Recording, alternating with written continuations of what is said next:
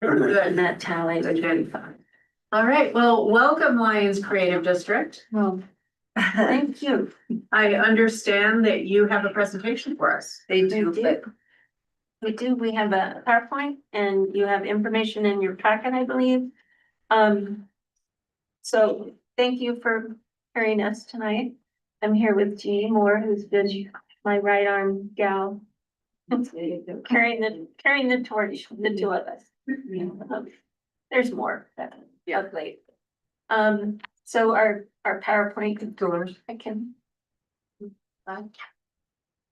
Do you want me to stand at the podium? No. Whatever you're comfortable with. Okay. So if you take a gander, the BOT presentation should be up there. It's here. It's coming.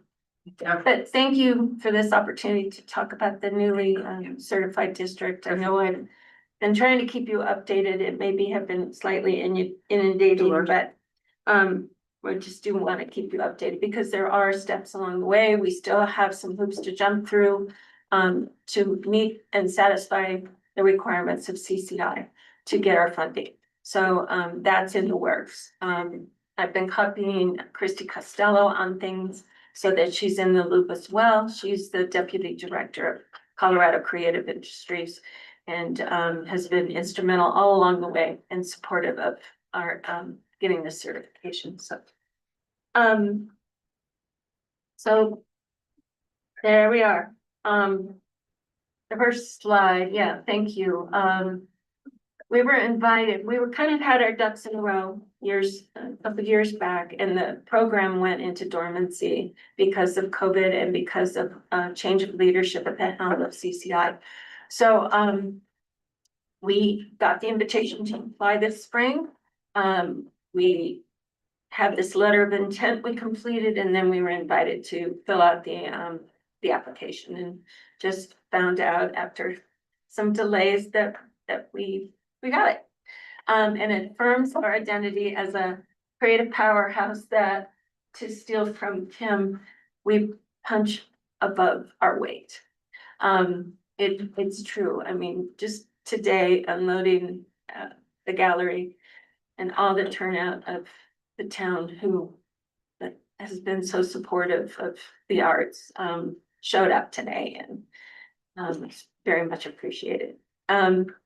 So this postures Lions Creative Districts for the partnerships, funding, eligibility, and growth.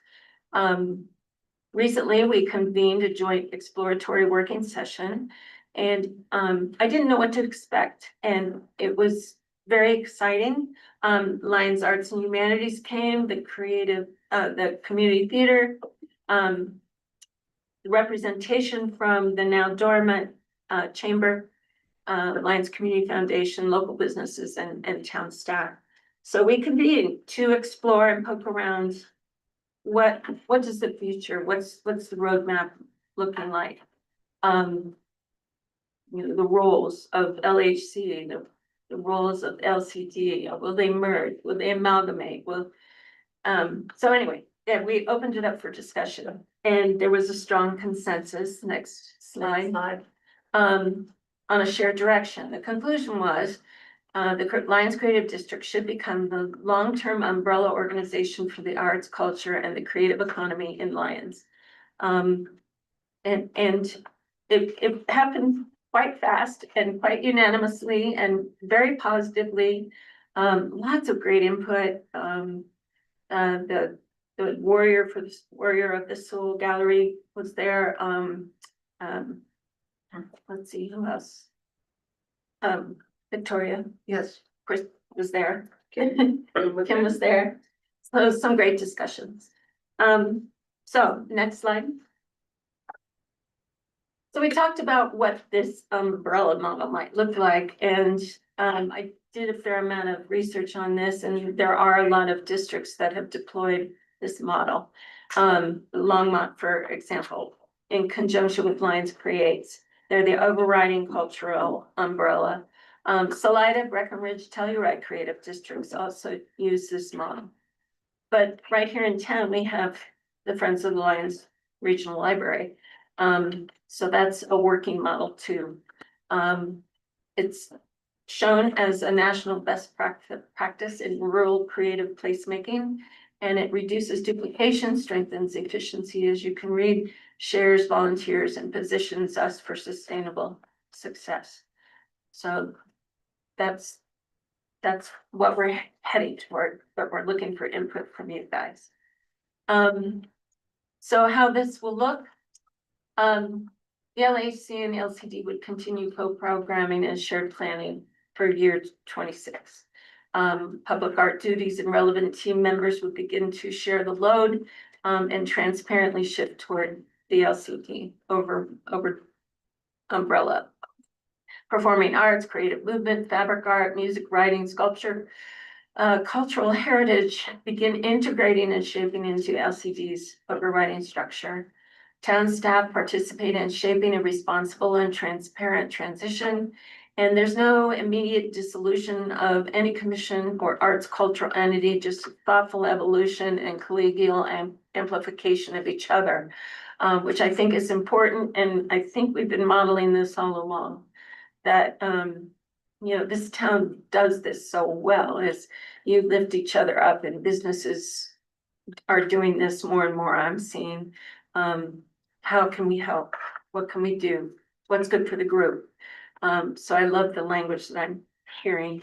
Next slide.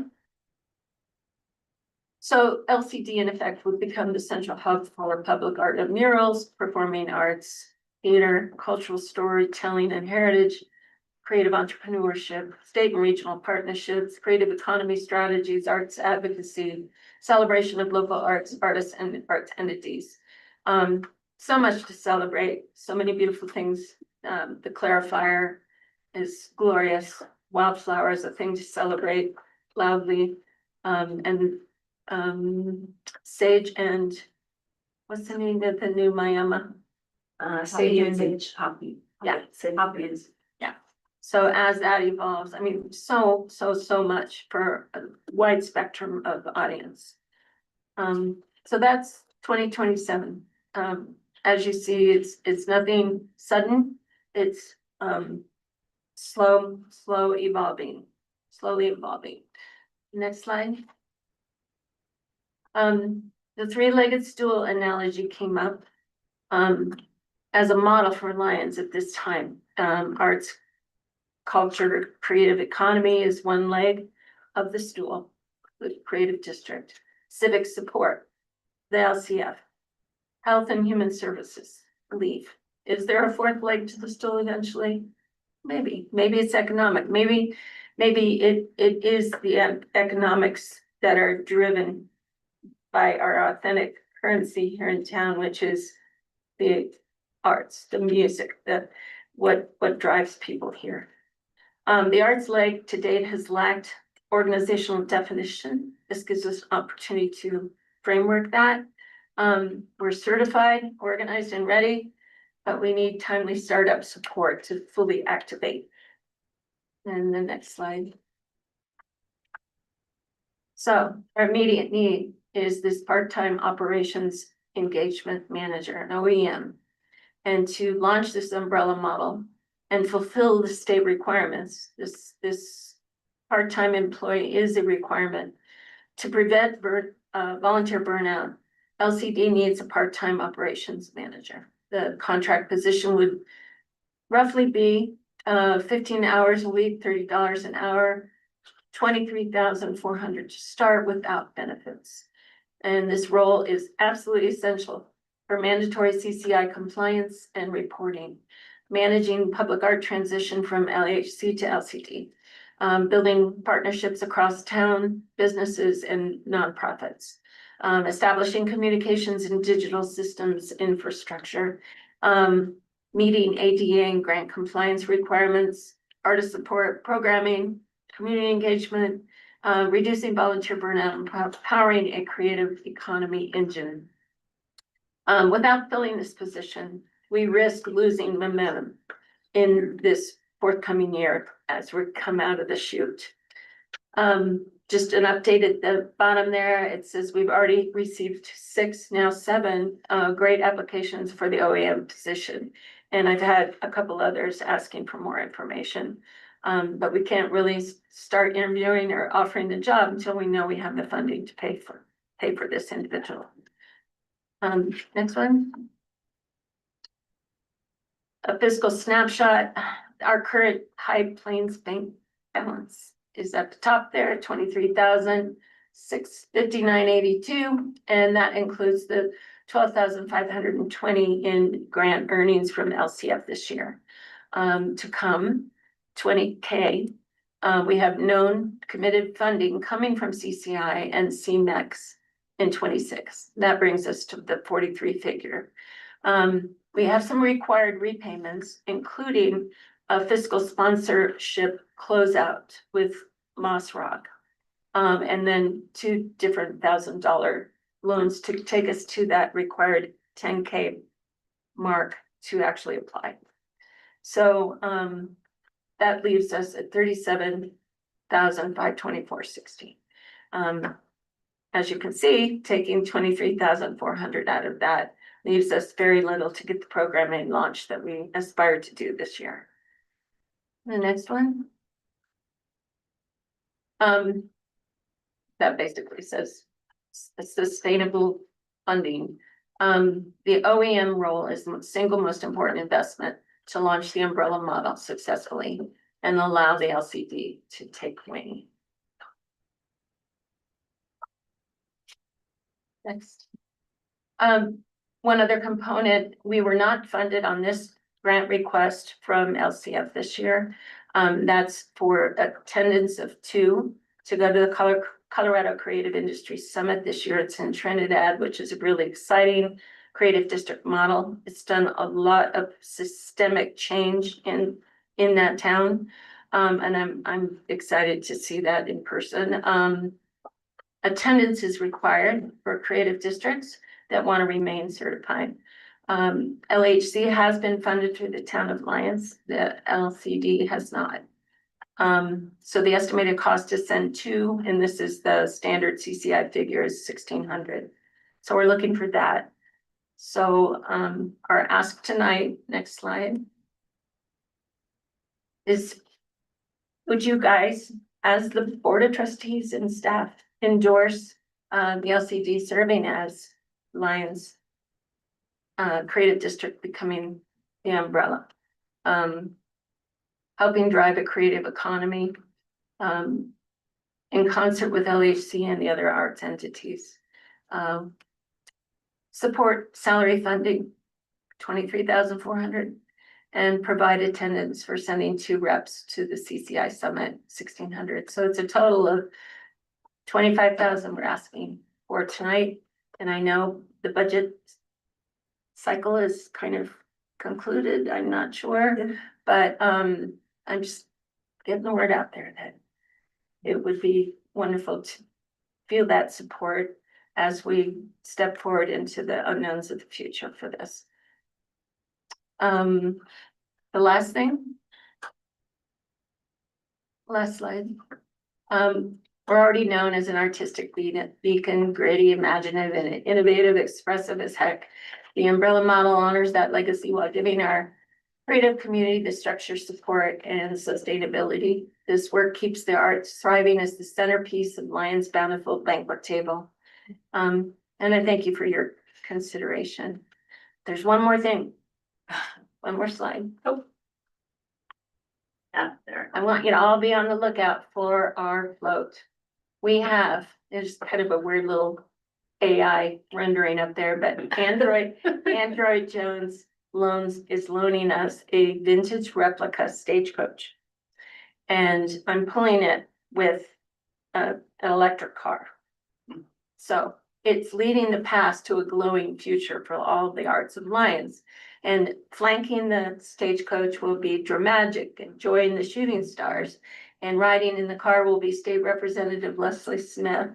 And maybe somebody else from CCI, but we're not sure yet.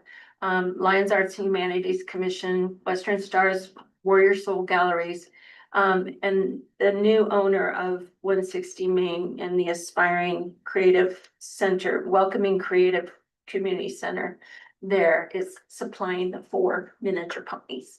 But we have Android to thank again, for doing something out of the ordinary and remarkable.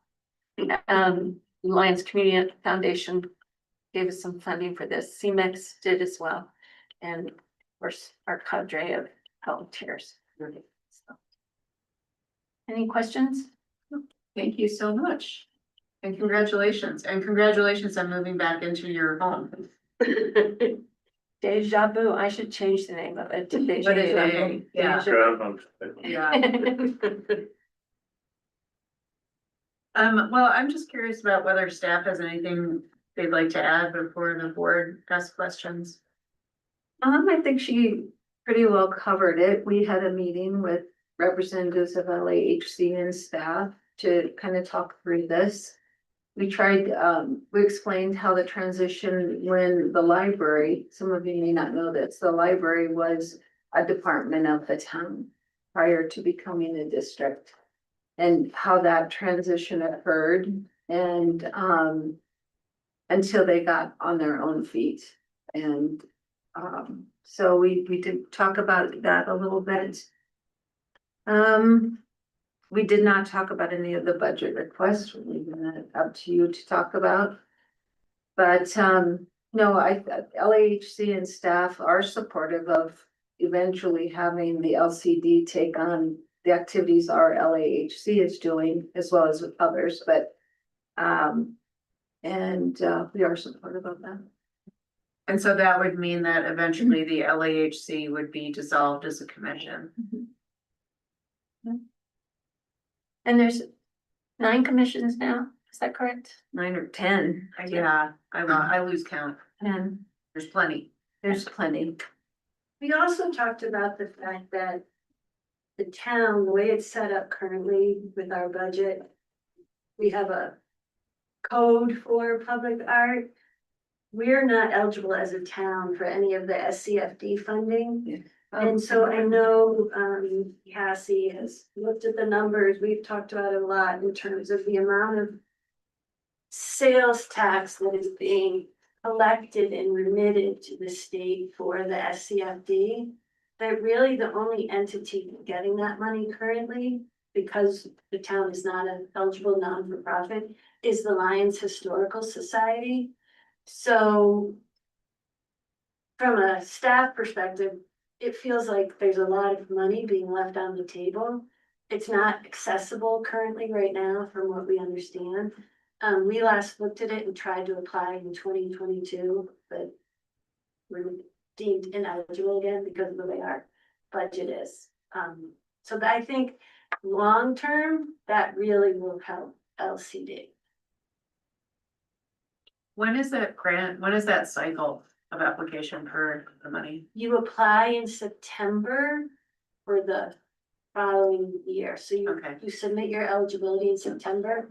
They generally let you know around November, and then you would apply, and then it's countywide. So then the county would make the County Arts Alliance would make the ultimate decision for should the Lions create a district. And I think the other thing too is from a fundraising perspective, it just feels really cleaner and better. Like, you know, the art shows that are at the library in here, it kind of goes through the town and it's a lot of paperwork for us, and it just feels like that would be a better piece to just go through, you know, because the board, I think, allocates $500 per art show, and then there's funds that get paid to the performer, and then there's some food, but then there's also donations, and so we don't like to be involved in any of the alcohol purchases, even though those are for donations, so. And I think the general public would prefer to donate toward a 501 than to a government.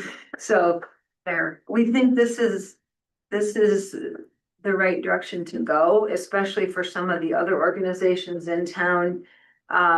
If they can use the LCD as their 501 sponsor, so they can start applying for funding, you know, like different smaller groups, you know, like this little, the Dragon Theater group. Yeah, in the theater, places like that, then they could use LCD's 501 and use them as a fiscal agent, and it's not the town. It's not clear here. You do have your 501c3? Yeah, I was just gonna say, I neglected to include that we are a 501c3. As somebody who led one of those for 35 years. I'd be interested in knowing what your fundraising plan is, what grants you've applied for as a 501c3. What kind of donor program you're planning? Because we're looking at incredible levels of expenses just for our infrastructure. Right.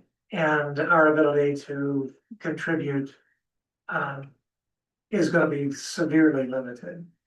I think you're gonna have to look hard at the options that are available to you, particularly for grants. But also, one of the areas that I think we don't pay enough attention in this realm is for individual donor gifts, which need to be managed by someone, someplace within the system. And you know, I'd be interested in knowing what that is, certainly before I would be willing to look at applying dollars Okay. to this out of our town. So, what grants we've applied for What ones and, you've applied for thus far, okay, and which ones you're intending to apply for and got when. ya.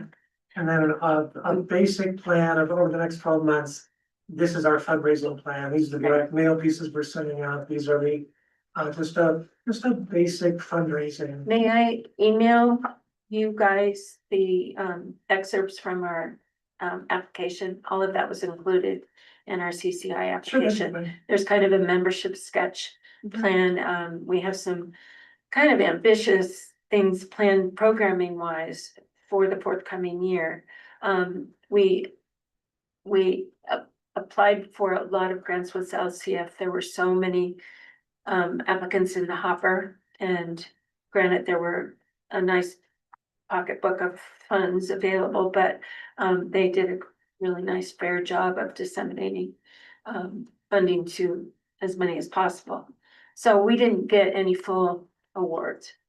But our programming for this coming year, I think I brought this up before, was a two-prong approach, kind of in a quarterly fashion, aiming at the sesquicentennial with a nod to our future. For instance, inviting Hickenlooper to come and talk about the sesquicentennial from his point of view, and celebrating all of our different venues that we have in town now that are so gorgeous, and they're posturing us for hosting a CCI conference someday. So anyway, the two-prong approach is this a nod to the sesquicentennial with respect to our past, and then embracing the unknowns of the arrival of Sundance and what that can mean to us being a satellite so close in proximity. And let's make sure we're prepping a savvy audience here. So some of the prongs are toward giving a nod to our train industry and the mining industry, and having maybe some tours of our old quarry sites, and just building awareness in the past and what the future might look like for us. That's, all of that is wonderful, that's all publicity, that is not fundraising. Yeah. The specific areas I'm looking at is what is the plan Got it. for raising funds? A second question for the staff is, I should remember this item, what's the budget for LAHC for next year? It's about 12.4 is what was budgeted for public art, and then there's the 1,000 for attending the CCI conference. How much? And I think to echo your point, Pro Tem Williams, is, we've sent the Lions Creative District grant opportunities, because I would echo that there's a lot of grant opportunities statewide, regionally, that again, the town, we're not an arts and cultural organization, and they are, so. Okay. You said you had discussed becoming a district, like the library or the fire district. Well, Is that a possibility? We are. they just became, They're just But they're not not- taxing. Not- But We they're haven't- They're not taxing it. they don't have a taxing plan yet. What's involved in that? Yeah, that's a good question. What is involved in that? Do you know the Let me, answer to let that? me discuss that with Kara. Said she's at the ready to walk us through the steps they had. Oh, there's the attorney. It takes a ballot question. Yeah, that's what I was gonna say, it's gonna be a ballot initiative because any sort of taxes required to be approved by voters pursuant to Tabor. Okay. And then you have your permanent structure.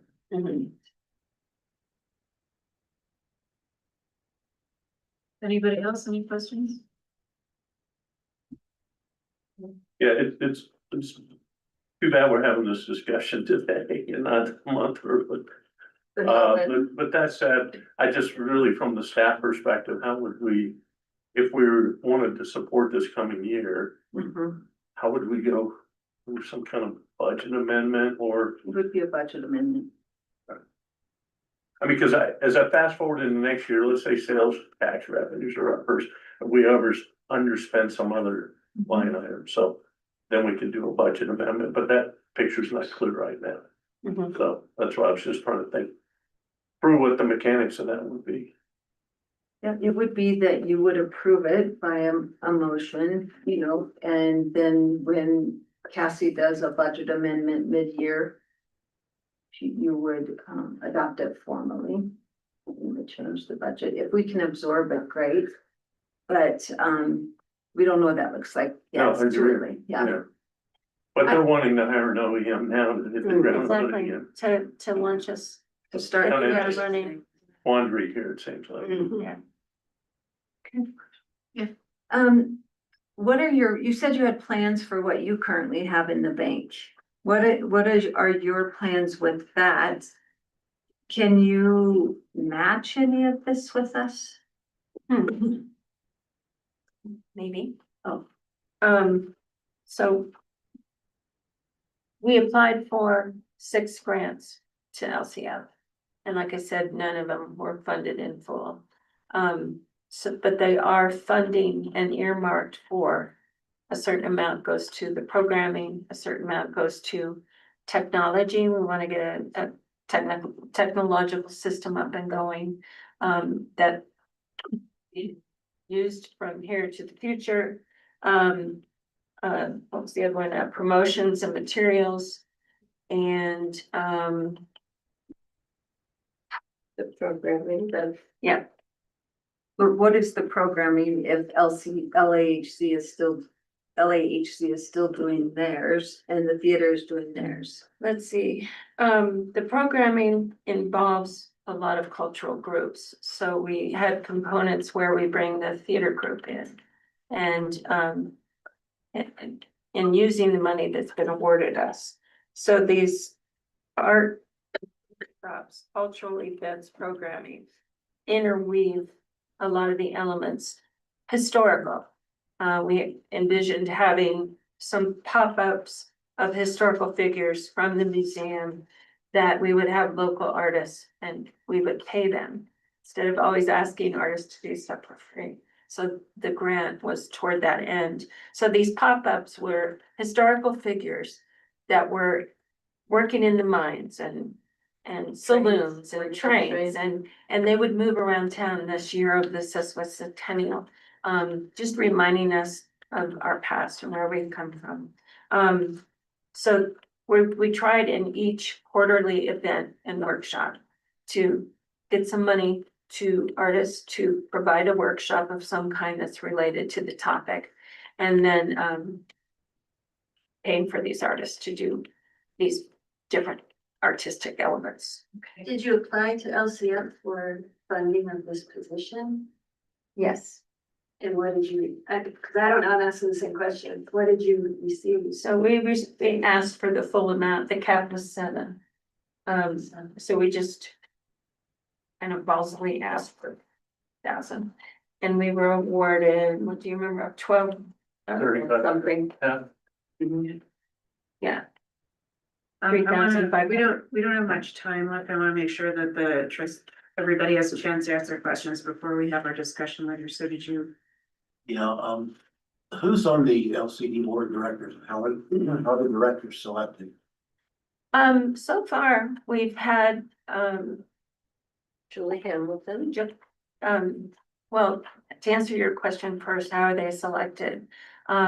We had a whole crew in place when we came out of the consultant process with Jamie Gillis, which the town kindly paid 18 grand for. So we were postured to do the application and then the program went dormant. So Alyssa Polivan, during that recruitment process, we had Alyssa Polivan, who's with A Lodge, Shop Circular and, Rock Garden, Julie Hamilton with Scope Accounting, Diana Ralston Hicks with Candide, Miss Jeannie Moore. Greg Ferguson, is kind of our legal liaison. He's not on the board per se, but he was on the board in our application process. And we also have Sophia Lemon, who is, manager of Moxie. And it's been a morphine group. Who selects them if you don't have members? Who selects So we have board meetings and we've been doing nominations. volunteers? Who's- Yeah. We had a meeting on the 27th of October and kind of opened it up for people interested, who want to know more about it. And we had 27, mostly young folks show up, and there are bylaws. There's, I'd like to see a copy. okay, Will you be finding a 990 this year? Or- yes.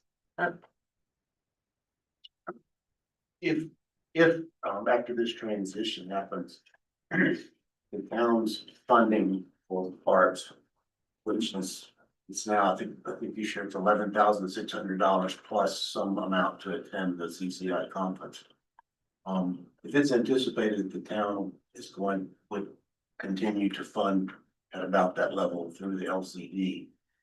I guess my question about the directors is, if the town funds the LAHC because the mayor appoints and, we all know that LAHC is actually a town commission, it kind of goes to how the library district was meeting.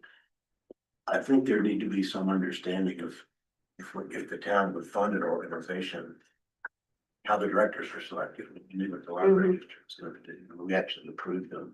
Mhm. From the town board, so that I think is a governance issue. Okay. Needs to be looked at.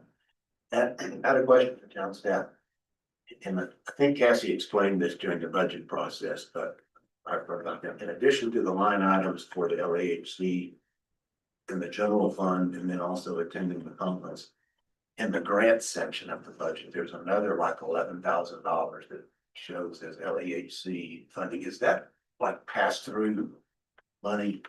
That like we get money for the LCF for the summer concerts and pass it through or something like that? Yeah, It's not- she tracks any of their fundraising and expenditures that they're doing on their own, other than whatever the town is contributing toward public art.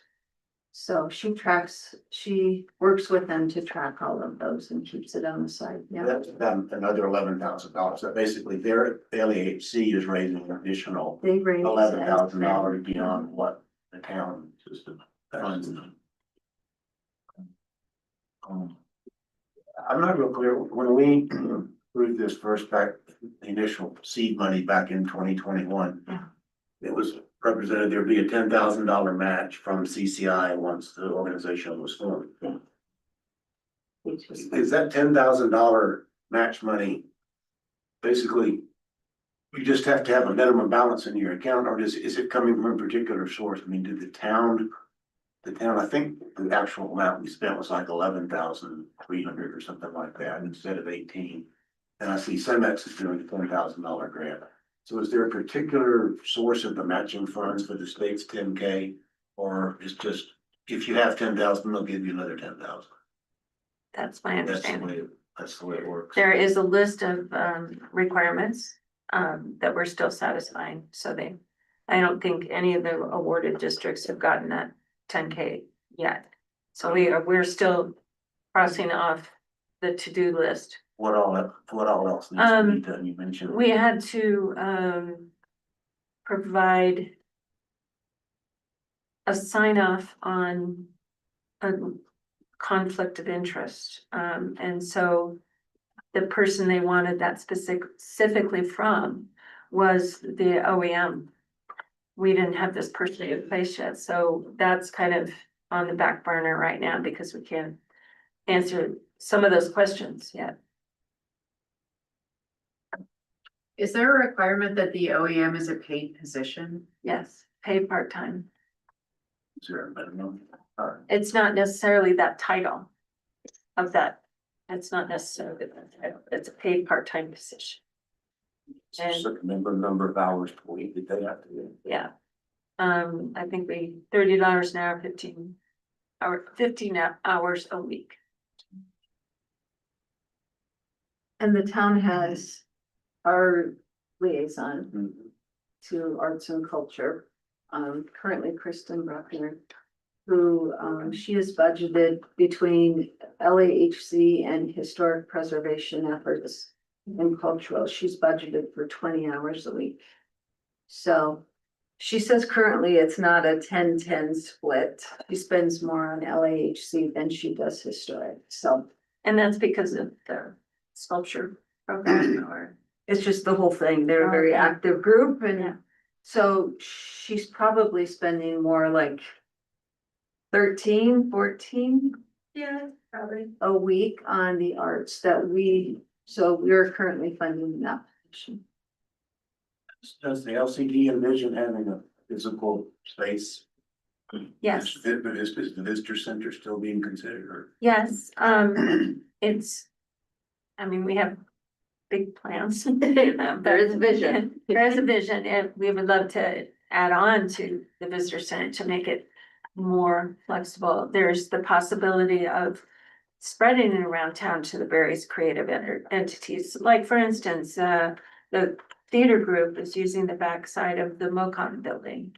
And there's some additional space there that Craig has offered. For the creative district office at least, or for storage or for things like that. We had Scott Rodwin, who's a Boulder sculptor and architect, come early on the heels of Jamie Gillis's consult, and he talked about adding on different wings to the existing visitor center. And then it was, gonna be in the shadow of the hotel, right there in the center of town. That whole park becomes this creative nucleus with the music set up. And we did get a $16,000 grant from DOLA to renovate the visitor center. Yes. And we need to spend that in 26. Yeah. When we got that, it was anticipated. that Yes. At that point, it was. Yes, and we Yeah. didn't budget for visitor center staff thinking this group would go in there, so. And one other item on the request, since we're already funding representatives of the LAHC to go to the CCI conference, can't two groups cooperate to have the same representatives go for both of them? Yeah, quite possibly. Could we each send one? Yeah, Right. Yeah. yeah. At the backside. Yeah. Okay, It's required that the paid employee goes. okay. Okay. And when is that conference? It's in March. May. Okay. Yeah, May. All right, we need to wrap up the workshop, Okay, but thank you so much. thank you. Thank you. Thank you very much. And we'll be talking about this later in the meeting, Okay, so you can tune in. okay, all right. You I'll can stay stay on the here. couch. Or Or stay. Or watch from Stay. home. Yeah. Okay, let's take a break. We'll start our meeting at 7:05.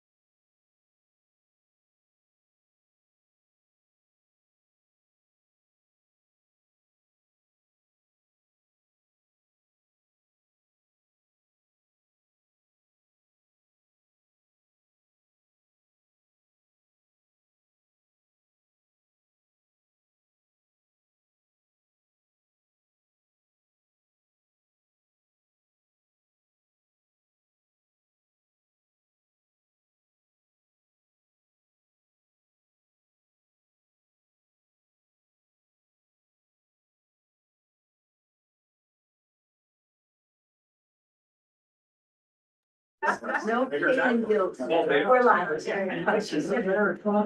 We got that young there, It is Brandon. big, y'all. Who was good? Sorry, a little early for that. All right, everybody, we'll get started.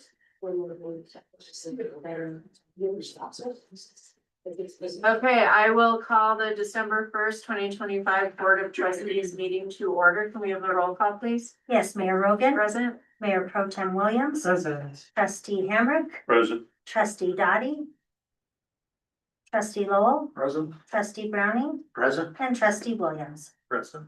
Thank you. Please rise for the pledge of allegiance.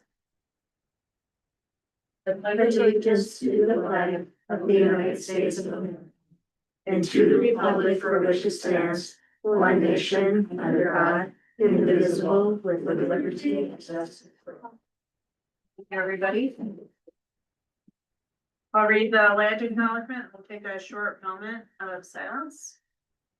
We must acknowledge with respect as non-native people that the land on which we stand, live, and learn is the traditional territory of the Ute, Cheyenne, and Arapaho peoples. We also recognize the 48 contemporary tribal nations that are historically tied to the lands that make up the state of Florida. And this evening, you may have heard over the Thanksgiving holiday, tragically, Faith Winters, who serves in the Colorado legislature, was killed in an automobile accident. And so I'd ask that we take a moment of silence in her honor. She was an incredible public servant. And it's a real tragedy for the state of Colorado and of course for her family. So you can take a moment just to wish them well.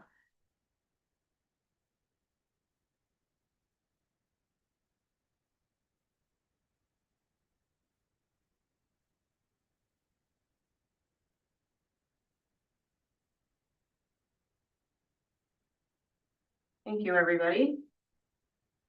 Is there a motion to approve the agenda? So moved. Is there a second? I'll second. I will move to remove the executive session from tonight's meeting pursuant to information from Attorney Dittmer. Is there a second on that? Second. Let's vote on that amendment. That motion passes unanimously. Anybody else? Okay, let's vote on the agenda as amended. And that motion passes unanimously. Perfect, thank you. All right, so now is the time for our audience business. The clerk has a sign up sheet. And if you didn't sign up and you'd like to speak, you certainly can after we get through that list. So when you come up to the podium, please state your name and address for the record, and everybody will have 4 minutes. If you're here to speak to any second reading, please wait until that item comes up because there will be a public hearing. And then we just ask that you keep your comments pertaining to town business. And after everybody speaks, each board member will have an opportunity to respond, and then staff will have an opportunity to respond. Okay. First, we have Charlie Stevenson, followed by Rory I'm sorry, McMurdo. McMurdo. Thank you for that. Hi, everybody. Thanks. Nice to see you all, and thanks for having us in tonight. So I'm here just I'm sorry, can you state your name? yeah, so Charlie Stevenson at 414 Park Street over in the Confluence, and also sort of representing the Economic Vitality Commission in that we've invited Rory and Blake up, who are they're owners and operators of a local sauna company that focuses on sauna and community in Boulder, Colorado. We've been having a conversation with that organization in the Economic Vitality Commission to discuss trying to see if it'd be a good fit to have here in Lyons. They've had one of their impermanent structures set up over on the Ute Highway, the old abandoned water treatment plant, for the last couple of months, and have had a lot of excitement in the local community about having that there, and have sought with the owner of that company, Will Drescher, to see about getting a more permanent permit for that Paul Tamburello. And Paul Tamburello as well. Yep, he's the owner of that land. And so they were looking to see about temporarily or permanently setting up there. But then as that conversation went on and they started moving towards approval, we recognized there might be other options in the meantime where they could potentially set up in Laverne Johnson Park or one of the other parks. The structure they have is mobile and modular in nature. And so it's a really interesting kind of way to activate a great service for the community and perhaps, in line with breathing more economic vitality into the city. It would draw a lot of people in from Longmont, from Estes Park, to use the saunas. A lot of people that are already here on the trails would probably really enjoy it as well. And would probably stick around afterwards for a meal. So we see it as a way to bring additional revenue to town. So anyway, we, with Kim Mitchell's help and Lisa Ritchie as well, we thought it'd be helpful to invite up a couple of the guys from Portal just to represent and ask questions, and you guys can ask questions of them. So I'm just kind of laying the tracks for those guys. The owner, Will Drescher, is who we've been having most conversation with, is in Minnesota because he got snowed in for a family holiday and wasn't able to be here tonight. So we sent Rory, a co-founder, and then Blake, who works with the organization as well. So anyway, I'll stop talking and let those guys come on up. Thank you. Yeah, thank you. This is Rory McMurdo, followed by Blake Bear. Hey, I'm Rory McMurdo. This is Blake. I'm one of the owners and founders of Portal. Rory, I'm sorry, could you give us your address, please? Oh, yeah, 620 18th Street, Boulder, Colorado. Pardon me. Yeah, Lions, Blake's been coming here his whole life. This is a spot that we, as soon as I moved here about 3 years ago to start this business. And Lions is a space that I visited frequently. So when we had the opportunity to kind of pop something up here, luckily we were able to. We basically build sauna clubs. So the idea is that it's called a third space. You know, you have your home, your work, and then you have your third space, whether it be a cafe or a church or a place you go to hang out, connect with people that isn't home or work. Will and I don't drink, so that's kind of how we got into the idea of a sauna being a social structure. We started frequenting a sauna cold plunge business in Minneapolis, Minnesota. I started frequenting Boulder, wanting to move out of the Midwest. And Boulder seemed like a perfect place to start our business. Huge outdoor community, huge wellness community, and people who want to connect in a place that maybe isn't serving alcohol. Not that there's anything wrong with that, but you know, Blake, that's one of the reasons why Blake started working for us, was he was getting sick of going to bars and whatnot, and he started going into Portal, and we found a lot of success in Boulder our first year. We moved on to Denver and Minneapolis, both have locations now. We just reopened a new spot in Boulder, which we're very proud of, North Boulder. And we have this pop-up, like I said, right off of U Highway, that we are looking for a place to plug it in, and we're very particular about where we want to do that. We only want to do it in spaces that are outdoor friendly, that are focused on community. And that's what I view Lions as. Everyone I know who's moved here wanted a closer knit community, wanted a closer knit kind of family feel. And that's what we strive for at Portal. People come in, they meet new friends, they meet loved ones, they hang out, they sweat it out, go in the cold, they go back and forth, they socialize. Your park, one of the most beautiful places in Colorado. Perfect spot, the view, the energy, it's outside. That's what we want. Obviously there's plenty of outdoors to explore here. I think when people are done on their hike or their bike ride or their, trail run or whatever, I want to give them a space where they can go and relax. I want to give them a space where they can connect and, they don't just have to go to Oscar Blues. God bless Oscar Blues. I'm just saying, you understand what I'm saying. So, Blake, why don't you tell them about? Yeah, I mean, Roy kind of covered most of the things. Could you state your name and address? Usually we don't We'll give you combine another 4 minutes. people. Oh, So awesome. if Do you- you want me to wait? If I'm done. yeah, you're done. Okay. Great. If you want to just state your name and address and then. My name is Blake Bear. I live at 7552 North 83rd Street in Niwot, Colorado. Rory kind of covered most of the stuff, but the one point I wanted to touch on was that or how excited we were when we heard that there was a possibility of maybe doing something at Laverne M. Johnson. Like Roy said, I've been going there ever since I was 2 years old. And I think it'd be very cool to kind of see something there to bring in people during the winter months, not just the summer months. We know how beautiful it is in the summer and how packed it gets, but I think there'd be a lot of value in bringing people there during the winter months as well. And yeah, I think that's kind of everything we wanted to cover, unless you guys have any questions for us. Thank you. We typically, we don't do back and forth during audience Oh, okay. business, but we may at some point see this on an agenda that we would invite you to, and then for a workshop, we could have a conversation then. Well, thank you. Thank you, guys. Yeah. Thank you. Next is Eric Leonard, followed by Stuart Schnabel. Hi, I'm Eric. I think I'll wait for the public hearing on item number 2. Oh, great. Thank I'll you. be doing this. Stuart, oh, all right, perfect, then that's all I have. Okay. Anybody else? All right, so we'll close audience business and we'll start with trustee Hamrick. Do you have any response? Nothing, I just. Charlie, thanks for bringing the portal forward. I've driven by there many a time, wondered what it was, so I appreciate giving us some insight and, you know, potential opportunities as we know what's coming, but yeah, I've looked at that spaceship looking thing over there many times, so, Yeah. thank you. Thanks for coming in. I'm looking forward to a formal proposal on this that the board can entertain.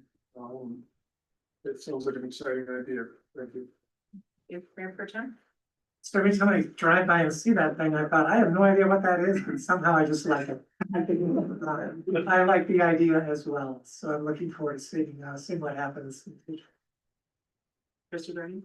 Yeah, this is an interesting concept, your EDC, at its last meeting, talked about this in some detail. And has an interest in exploring this, and as you say, particularly in the winter months, that there's always a question of how do we attract people to Lions. I understand that.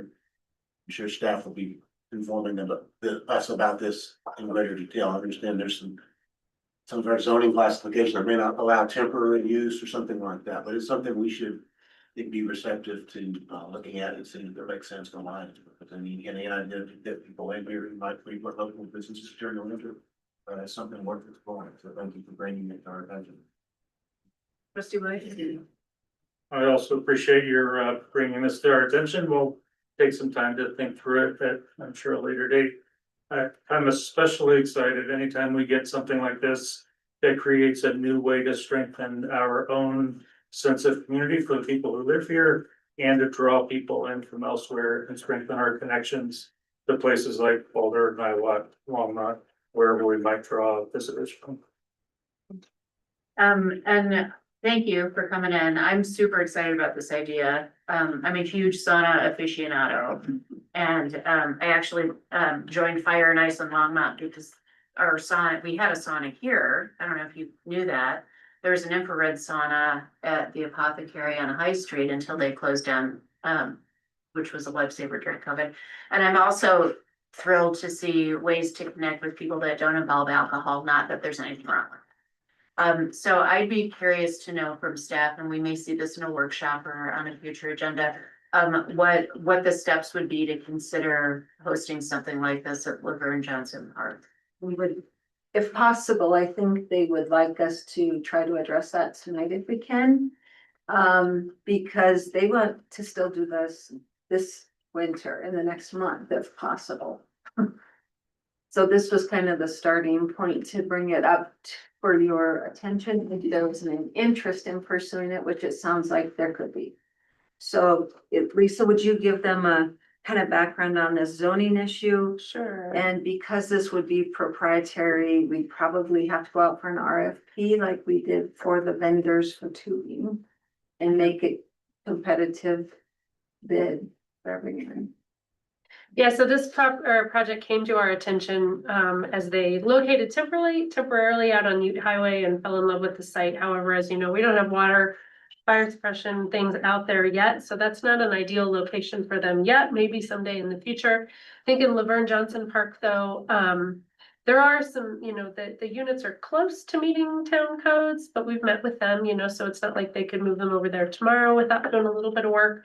But through a what is it, concessionaire? Is that concessionaire, agreement? We do have the opportunity to locate them in the town property should you so desire. It's a recreational use. The parks are zoned Parks and Recreation, so I don't see a problem with zoning necessarily on a town park. But, you know, as we move forward, should you direct us to, we'll make sure that we've, you know, crossed all the T's and dotted the I's. Kind of from all facets. We just wanted to get your input tonight before we took that next step in time. So would that then be an item on a future agenda? Or is it that you just sort of need a nod from the board to proceed? I don't know if Brandon wants to weigh in. Yeah, It hasn't been posted as an item. Right. For the public. So. Right.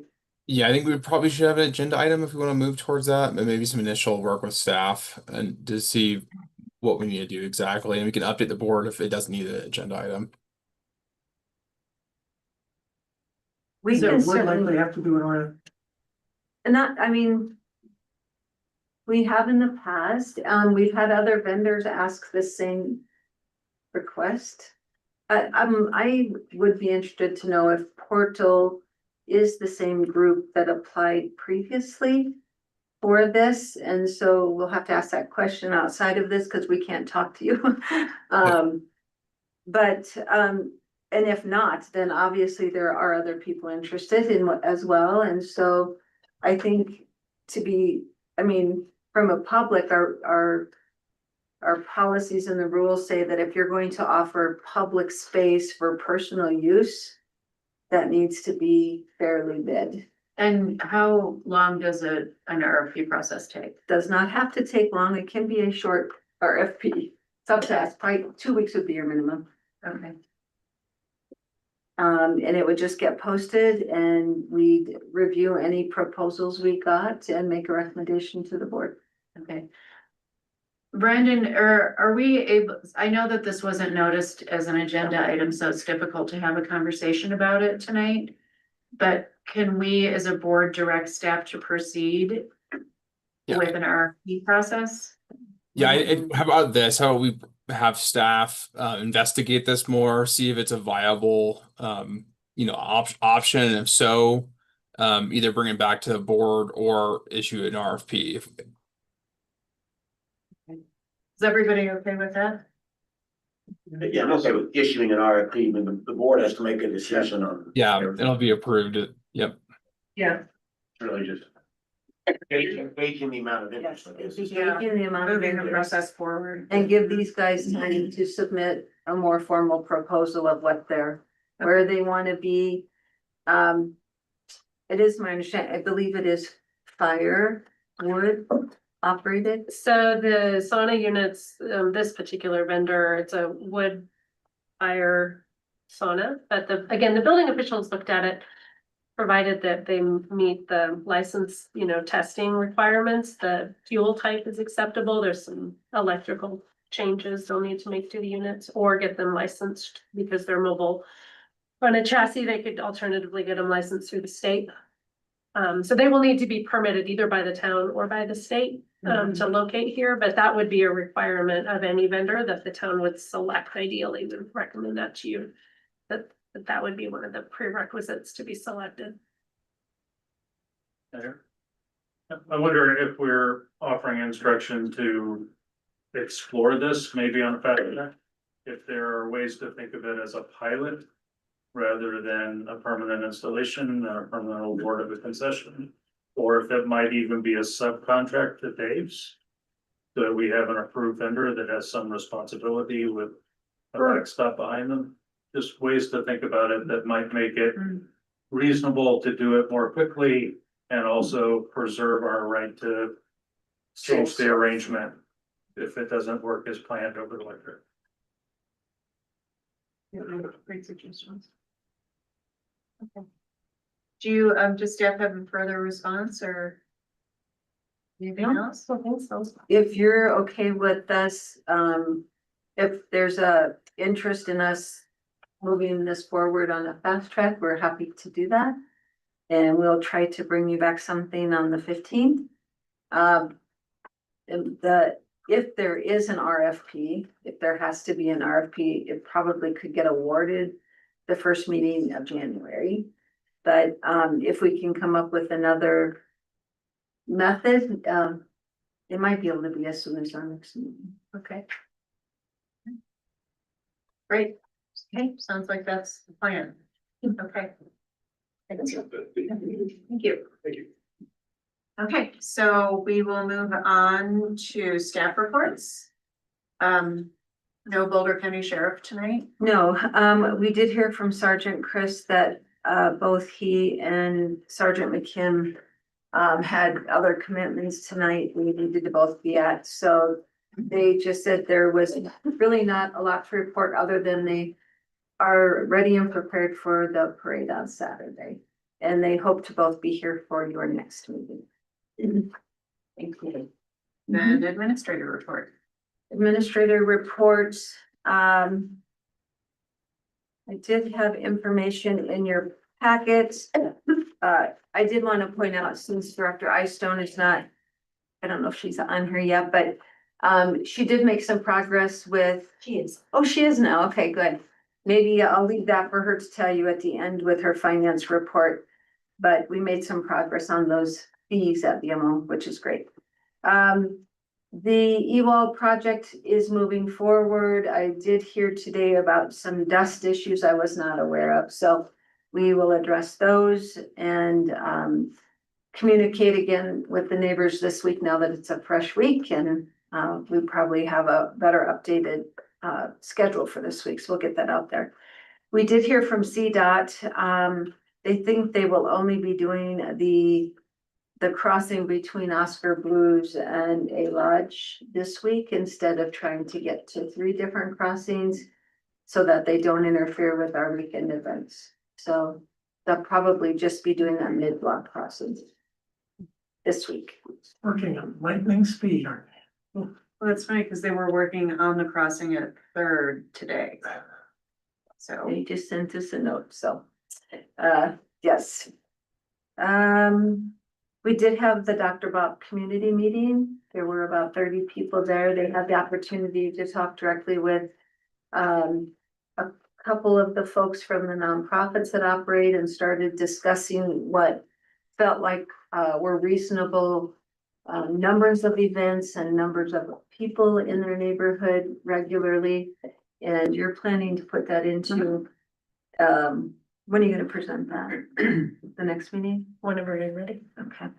And then we might be meeting again after the holidays is what we kind of felt would be most appropriate to continue that discussion, but for right now, they seem to be not a lot of issues with the current existing nonprofits.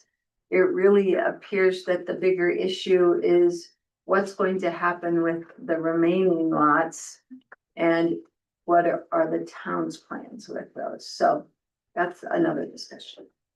We'll have to figure out how the board wants to address that. Did put in, we should be getting the multi-jurisdictional housing authority update January or February for the final report on whether that's feasible or not. I did put some information in about the murals that are having some questions answered or asked about them. And then, of course, this weekend is a very big weekend in our community with Friday night tree lighting, a drone show, Saturday night, the parade and another drone show, and then the artisan market, Saturday and Sunday. So shop local and participate in our holiday kickoff events. Trying to see, reminder about snow response plan. It's always good to know that ahead of time. So we know what folks know what the expectation is to have your snow removed within 24 hours after a snow event ends. So, and there's a map on town website that tells you the order we do our snow plowing in based on the size and use of the main roads. And I believe that was pretty much it. Unless there are questions. Questions? What do you think? We need some snow to remove, I think. I know, but Couple more things. I had an inquiry too, maybe you heard from the same people today in the conference about the Ewald project, the staging area, which they understood was gonna be like a parking area for vehicles that it's actually being used for things like cutting concrete pipe and that kind of stuff. I guess the question is kind of like, how much longer is that expected Sure. to take place? And I did send that on to our town engineer to answer so we can get them a better response, because they would have met today to see where things are at. But a staging area is kind of used as that. It's where they are picking up product, dropping off product. You know, if machines need a repair, they're gonna do that there. It's just, it is where they're staging their construction So I activities. think the other concern was, is that area gonna be restored to what it Yes, was? it is in their contract to restore. Did you email me? What? He just emailed? Go ahead and. So I if you did wanna- meet them today. Justin and I both went up there. They were putting in the last portion for the water line, which was an air relief valve. Extra bigger piece to put in, and then the water portion should be done with all the service lines in place. The electric and the communication conduit are 3/4 of the way down the block. That has been a lot of shallow, but still rock breaking, like we saw on Long's Peak, but luckily they've only had to go about a foot for that, just to get down in there, so that has taken a little bit longer, but the current contract completion date was December 15th, so barring delays from the weather, and actually supposedly I just saw on the news getting snow maybe Wednesday, Thursday, so we'll see. They should be done by then, barring any delay, any problems. Hopefully this week should wrap up. And my other question was on the report on the regional housing project. It didn't indicate in the report that there's something in there about my team and I will be drafting a feasibility study over the next 4 to 6 weeks. That's not your team. No, sorry, that's the consultant team, Sarah Walsh, that presented to you. She'll be coming February 2nd, I believe, to give you an He update. had sent that to us. Yeah, that was just taken from an email. Okay. All right. Yeah. About that. Anything that's looking? Joel? On the E-wall project, the last time we got a report, there was one lone dissenter who did not want underground electric.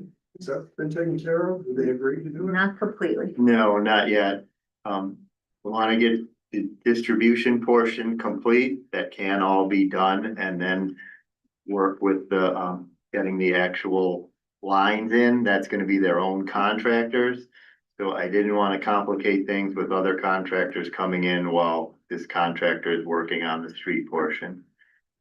But we'll see what we might. It's not that the person is dissenting, they don't have the funding to do it. And so we've been trying to talk with our attorney and see what are some possible ways that we could finance that, you know, like, could we put it on a utility bill and let that person pay it back over time? Could we do it as a lien on the property? So we're trying to figure out that mechanism. We really don't want to have to leave a couple telephone poles for one service line. Yeah. So, we're just trying to figure out what are our parameters, as we usually don't finance private, projects like that.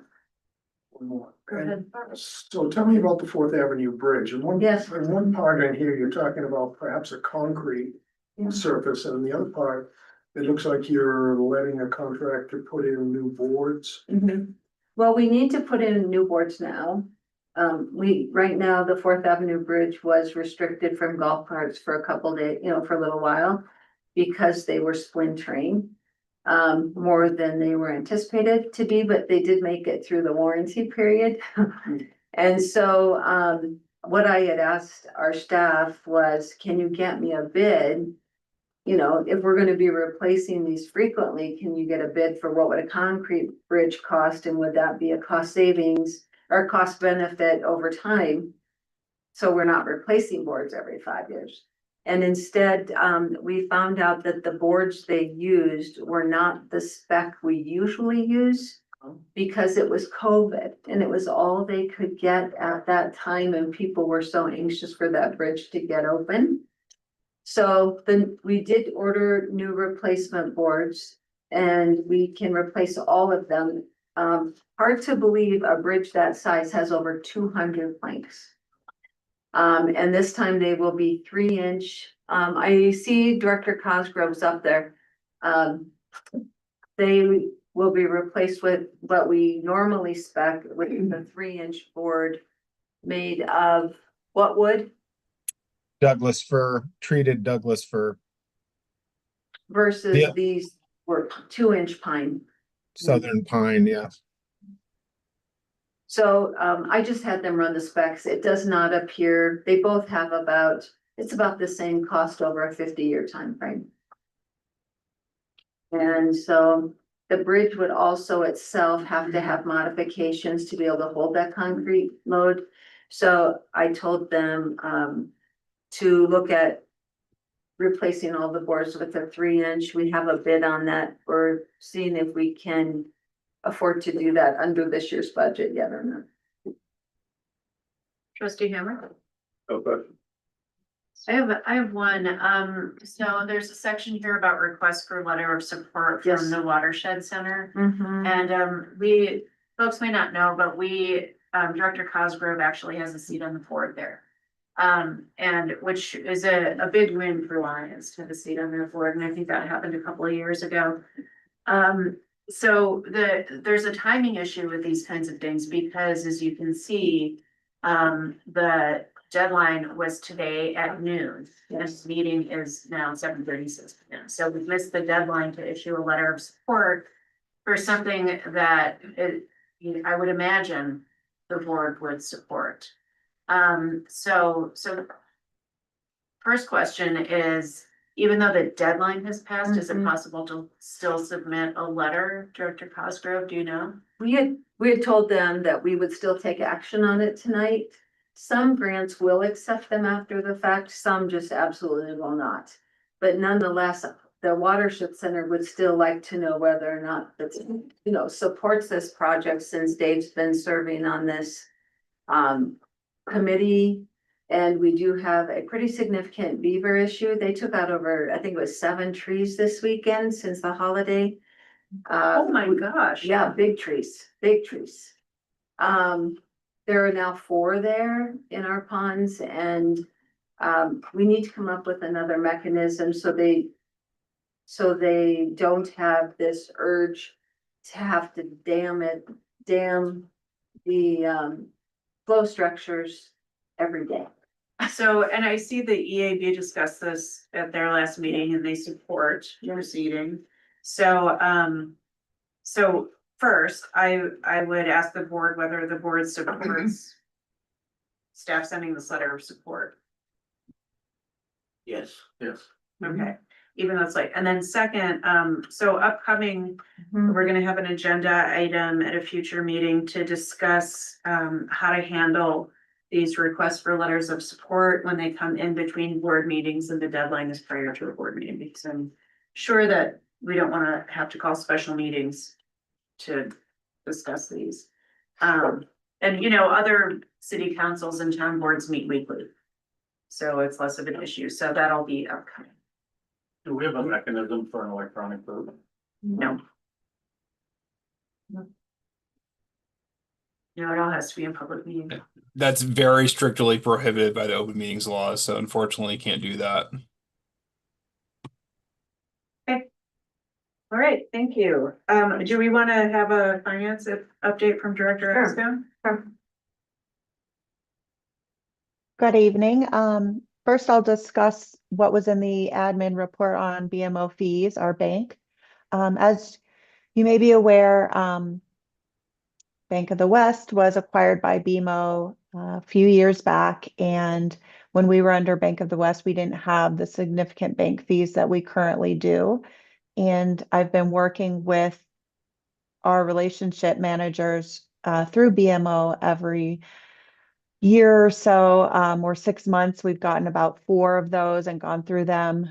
And every time that I get the fees waived, they seem to come back. And so I've been working on that for quite a few years now. And it seems that we've finally gotten a good team this summer, and they are willing to work with us, and they've come up with a composite account structure for us, which will help us lower the fees as it looks right now, that they will be completely waived and be offset by earnings credits, not interest, but it's considered earnings credits. So they're working with me on this composite structure, and they're going to bring it to their higher up for approval, and we should know back on that in the next couple of weeks, but it does sound very promising. I met with them in October and then again last week, and it does sound like we will be able to get those high fees waived.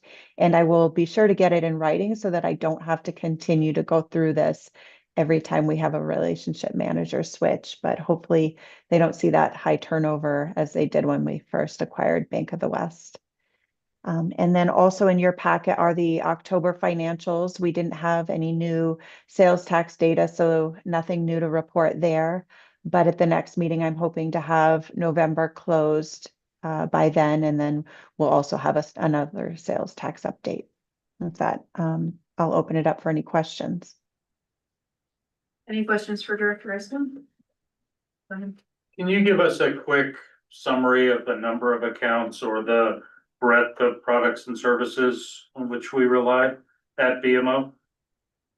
We have, is it 5 or 6 separate accounts there? And we currently have about 4.3 million in those. About 2.4 million of that is the flood money. That's just sitting there until, you know, we get paid back, and then we then pay the state back. So it's kind of a pass through. So part of that are those funds. We do positive pay ACH through those. I'm not quite sure. We can transfer to and from in between accounts if we need to.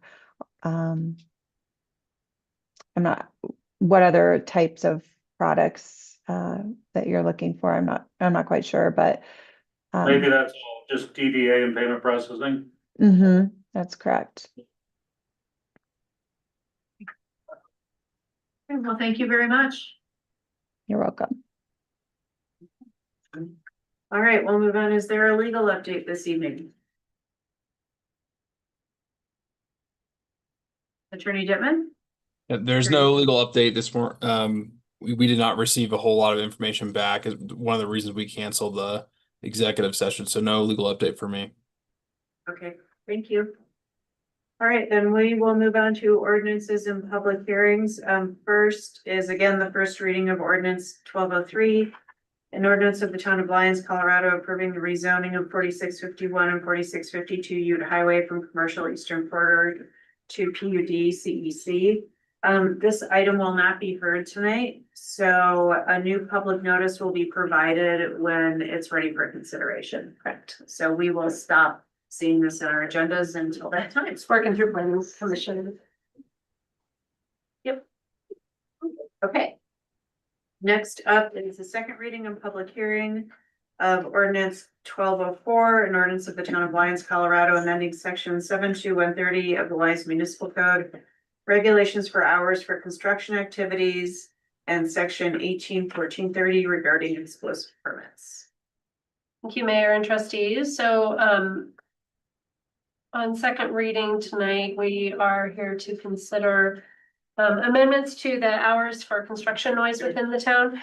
Not going to go through all of this tonight, but just the language that is currently in our code is on the screen should we need to refer to it. You all looked at this quite extensively during first reading to try and understand kind of what's happening regionally with hours of construction.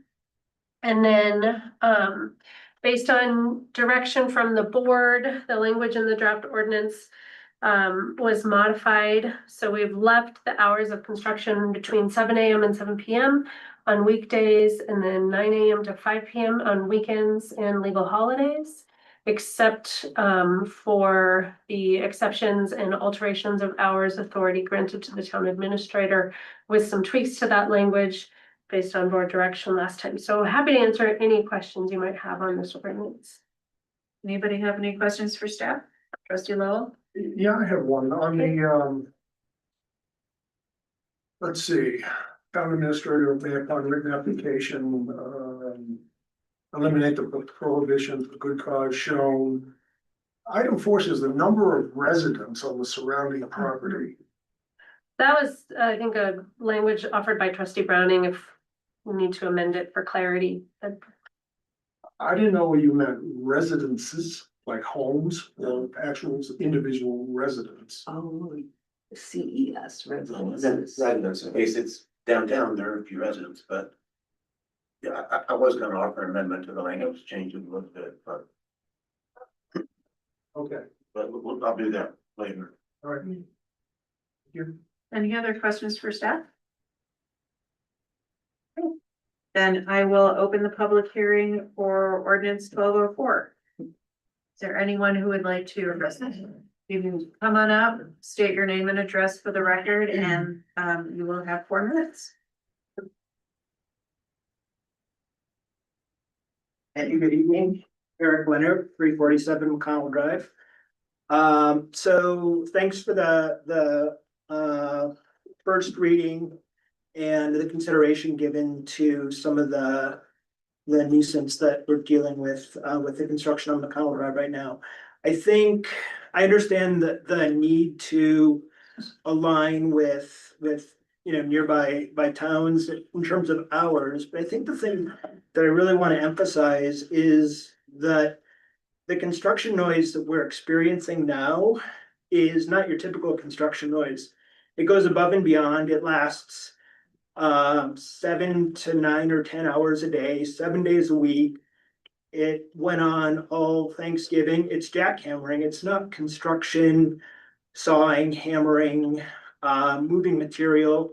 I lived on McConnell Drive while Carter Drive was being built, and that was not nearly as intrusive as the construction that's going on now.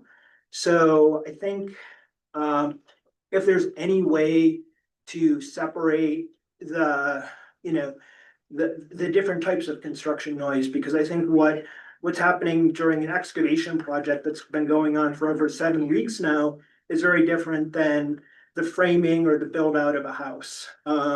So I'd like you to take that into consideration as you think about the second reading here tonight. Thanks. Thank you. Anyone else?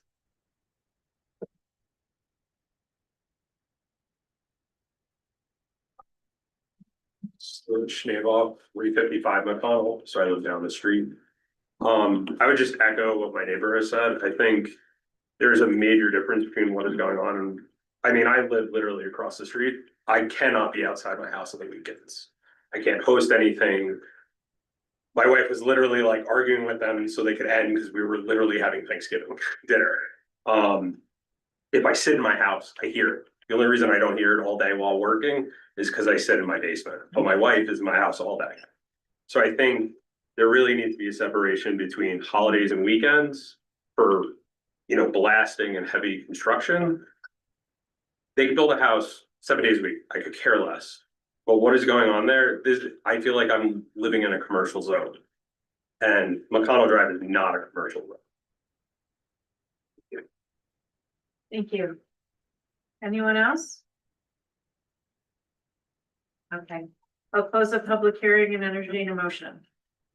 I move to approve ordinance 1204, an ordinance of the town of Lyons, Colorado, amending sections -2-130 of the Lyons Municipal Roads. Regulations for hours for construction activities in section 18-414-3 are regarding exclusive permit. Thank you. Is there a second? I'll second.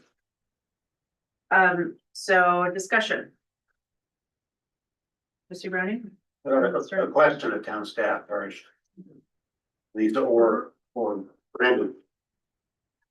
If we added a provision, what's written here now, that said simply, provided however that jackhammering should only be allowed 8 AM to 5 PM weekdays and weekends and not on legal holidays. Is that enforceable? That feels distinct enough to me that I want Brandon's interpretation of that. I can stop sharing. I think so. I mean, it's not noise based, right? I mean, it's more the type of activity. And so I think, that should be permissible. It's tough, right? The history of the noise statute, so, and the uncertainty there. And so I think it could be permissible. I would be concerned that someone would challenge. This is a jackhammer, you know, a manual jackhammer versus some large piece of equipment that is breaking rocks that they don't call a jackhammer. That would be my concern. It could be kind of some kind of rock breaker, rock crusher, I don't know. What is the crane with the big ball, you know, the wrecking crane? And I thought that last time we talked about maybe putting in something called, maybe. I know this is supposed to be second reading, if we could find a way to better define heavy, because I think it's more than just jackhammering. I think there's some other things that could be done that would be as disruptive as what we're hearing right now. Is there a category, descriptor for things like this, Attorney Dittman? Maybe I'm just kind of thinking here is that we talked about the high impact and there's really no example of that anywhere else. It was the reason why we didn't put anything in. What if we try to regulate that under either excavation or even expand upon the explosive, permit to say not just explosives, but any other type of, rock breaking. And that way you could put limits on the permit about when it could be done. Yeah, because explosives is not, I mean, that is not nearly as intrusive as what this neighborhood's listening. Sorry. Is the act of breaking rocks what is causing all of this noise? Yes. Are there any other acts that are causing this kind of noise, or is it solely breaking rocks? I understand it's just the excavation and the drilling of the rocks to get, to excavate the lot, but so, I mean, we have talked about putting in requirements for grading permits, so we could look at that. Or again, we could expand the excavation permit to include, that those hours are 10 a.m. to 3 p.m. We'd need to, I think, dive into that code a little bit more. Yeah, and maybe when they apply for an excavation permit, they could identify what equipment they're using, and then we'd have the ability to place limitations on the permit. Is the best way to get directly at that issue. Right now, this work is permitted under their building permit, right? So they don't have a separate grading permit because they have a building permit that allow, So I think we'd probably have to look at the right. Trustee Hammer? It seems like I agree. I think we're on the right track here, but if we limited the excavation time frame during weekdays and certain window, then that instead of telling them how to do the job, but if they find they're limited time frame wise, then hopefully they would use the right equipment instead of just going on for 7 weeks. Yeah. And I think some excavations on a dirt lot that has more traditional soil is not going to be generating the noise, right? So I think it's that have the, the rock soil, which we get. There's rock everywhere. Yeah, but some of the, I think some of the more, maybe like the confluence, for example, right? They might have the cobble, but maybe not they're just scooping it, not. I don't know. And I think about, Steve McCain excavating where he built his new house on 3rd Street. There wasn't rock there. That was as far as I can tell. It's when we get into the house. Trustee Lowe? So does excavation require a permit or is it part of the building permit? I'm confused. This work is happening under a building permit. We also don't require a separate grading permit for a single family lot. So there's nothing that would say someone couldn't, that we found that says they can't come in and, prepare a site for a new building outside of like a nuisance code for, water impact to neighborhood drainage, something like that. And that is happening on the lot next to this lot. Yeah. They don't have a permit because there's no grading or excavation permit that the town currently has. They have a building permit. No. They are So just. you can dig a hole without any permit. Yeah, you can dig a hole. Have we looked at 11 to 10 of the code? Which is any persons are excavating sidewalk may therefore. So okay, that's the issue. It's only if you're excavating a street, alley, or sidewalk. A public area. Yeah, I mean, other places do have more general excavation permits, for all areas, right? Because you're worried about things like trenching and not creating a sinkhole, that sort of thing. Um, and so maybe that's the place to be looking for this particular issue is you have a right-of-way excavation permit and then have a more generalized excavation permit. And we probably want to set a threshold for what counts as an excavation. I wouldn't Yeah. want to get in his way of leveling out a yard, maybe to build a patio, maybe we do. Maybe cubic yards of material moved, something like that. Is this enough that we have to have another first reading, second reading, public hearing? I mean, how? Yeah, I mean, what I would suggest is continue with this, right? As we did do some good work here, I think, and just get this going, and then we'll bring back another ordinance that looks more specifically at excavation as the regulated issue. Because I think we're in such a box on noise, it's gonna be hard to get exactly to this issue through noise, and we need to be looking at other kind of tools. How long would it take us to get that done? I think we could. I mean, Lisa, we think we can bring something back next month. I think we. I mean, 15th. I think we could potentially. To the Yeah. degree we can find, I think a workable solution, and the breadth of it. We'll do our best. Trustee Will. I ask a procedural question. If we decide to continue this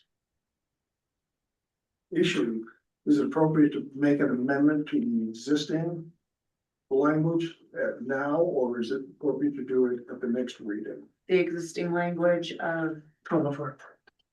So I would suggest, passing this tonight because if we're gonna get into the excavation code, that's a separate kind of topic, and so it would require a new ordinance. We couldn't amend this one without starting back over again. And so I would suggest passing this and bringing a separate ordinance to deal with the excavation code. Yeah. With maybe some minor tweaks around specific language, but not a whole new component. Right, whatever we want to do to what's here, but not going into excavation, continuing in trying to draft up excavation, provisions. Not trying to shove excavation into this ordinance. Sure. Yeah, we're not like the Congress where you can just throw whatever you want into stuff. We're required to give notice as to what it is we're doing, and you can't really go beyond that notice. There's a second reading, so it wouldn't come back if you don't continue. It would This is approved or denied. Yeah, I mean, you're not supposed to change subjects basically as it passes through, and I think that is getting kind of into the area of a separate subject. It's not noise; it's more what the activity is. Yeah. Just interested in not getting to Christmas, but I mean, I run every day. I run 2 miles up Stone Canyon. I hear it all the way up the canyon, all the way back down. That's, I mean, if this is, I just wish there was a way we could get this faster. Yeah, I think the issue is really the current situation, which none of these things will address because they take 60 days. Right. And so unless, Brandon, is the board able to authorize some form of an emergency measure or moratorium to this owner? To So say, you couldn't do it as to the owner, but you could do it generally to the town. You could do an emergency ordinance. I mean, generally this would be, present life safety concern, but it sounds like there's a welfare concern here if you can hear it, kind of broadly in the town. So I think you could pass an emergency ordinance at the next meeting, without having to go through the 2 readings. It would take a supermajority to pass, but we can do that. and it would be specific to this type of work not occurring on, weekends and holidays or something until this other ordinance is passed and its 30 days publication goes through. And then you stop it. I think even a tighter limitation, I mean, it's pretty clear that people doing this came in with underpowered equipment. What stops them from going back and getting appropriately powered equipment? Getting it done faster. I mean, the more restrictive we can make it, to me, the better that is for the business.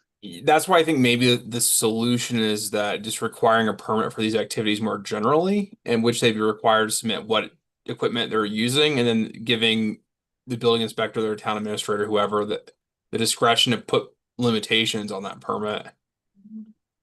Yeah, and I think, so we're dealing with two issues here, and just one second. One is, you know, how do we address this going forward so that it doesn't happen again to another neighborhood? And the other is how do we provide some relief now? Yeah. And Especially with the holidays coming up. I believe Aaron talked to the owner.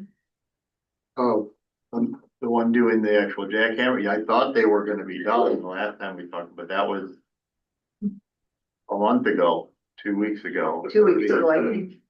It was after our last meeting. He met with her the next day and they said they were gonna be done in a couple days. And they're not, And they're so not. So, trustee Lowell. so the issue now is, they're at the point where they're laying in the footings. Yep.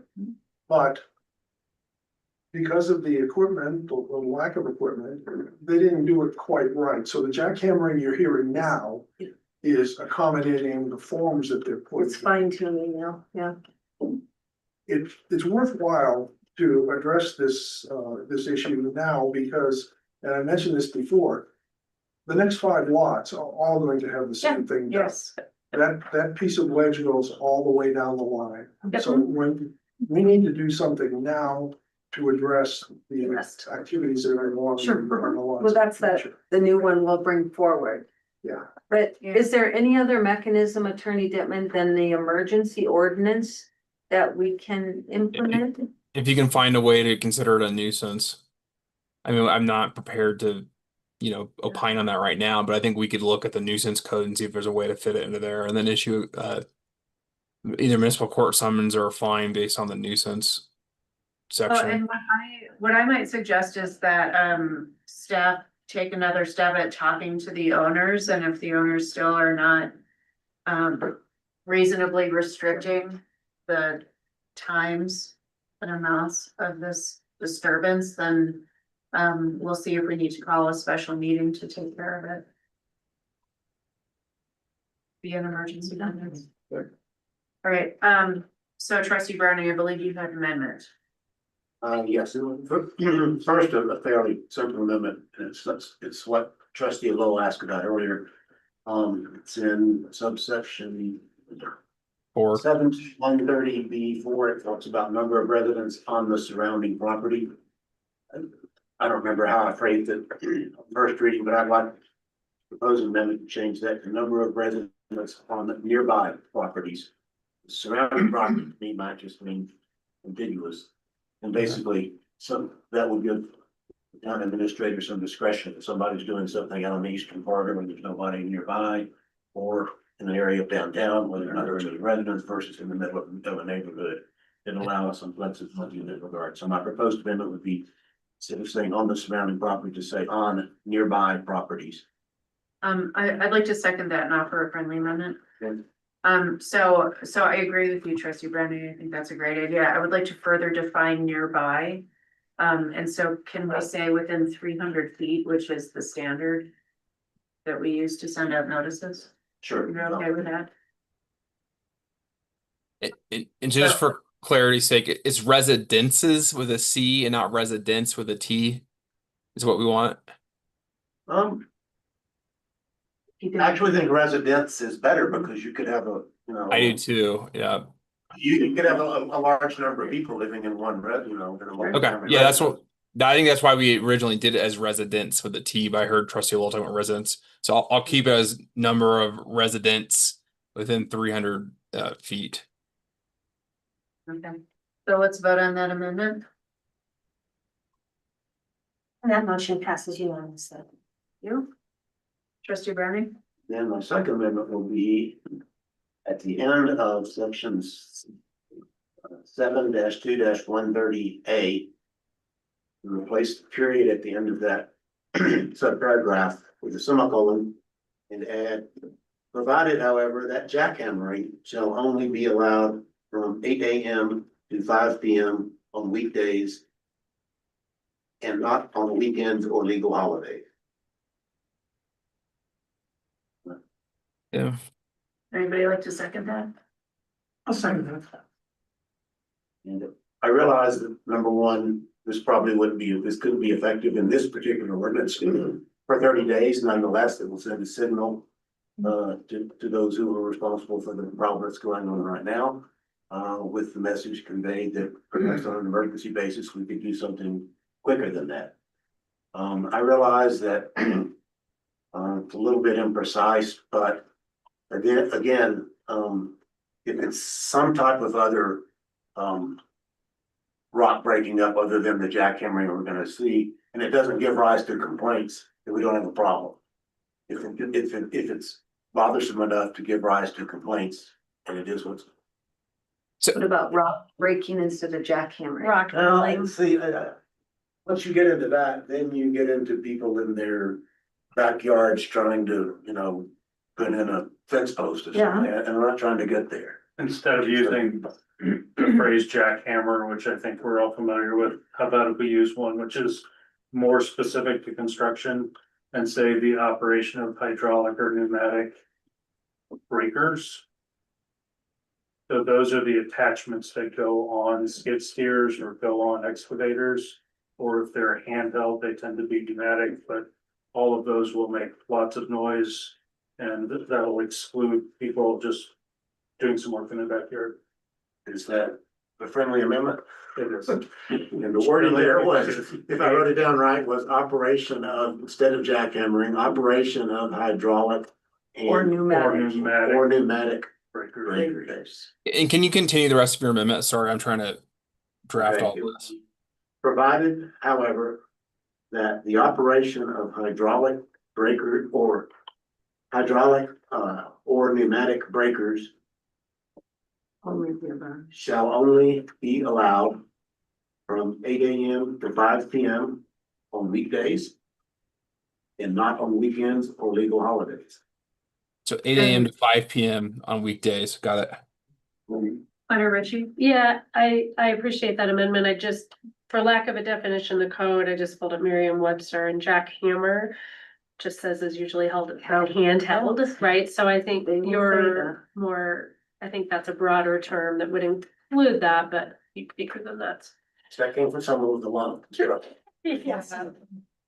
Right idea, Fortunate. right amendment. I think the other one covers what we're referring to. And I don't know that we would need, I mean, I still think we need to look more broadly at kind of our grading and excavating code, but I think this might be something that buys us a little more time as a stopgap. Can I read it back just to make sure I got it?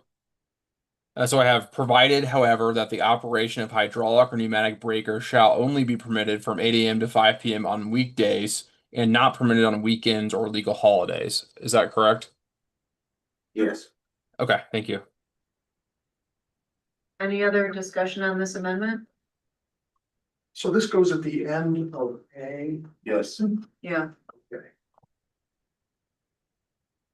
Okay, let's vote on the amendment. That motion passes unanimously. Any other proposed amendments or discussion, trustee Lowell? Yes, I don't know if this is gonna do Mark's amendment, but I was going to suggest in section A, immediately following the words 7 AM on weekends, it shall read, or on weekends or town holidays without prior written approval of the town administrator or their designee, comma. Then following that, there's a new paragraph, it's called exceptions. Construction activities in commercial zones, construction activities performed by a property owner not involving a third-party contractor, and construction activities directly connected with the abatement of an emergency are excluded from the provisions of this section. Okay, can you read the first part of your proposed amendment again? Oh, good. Do you have one of these for staff? Yes, I want to reach the middle of the roller, so it's the rest of the stuff. Saying if I pay you. Oh.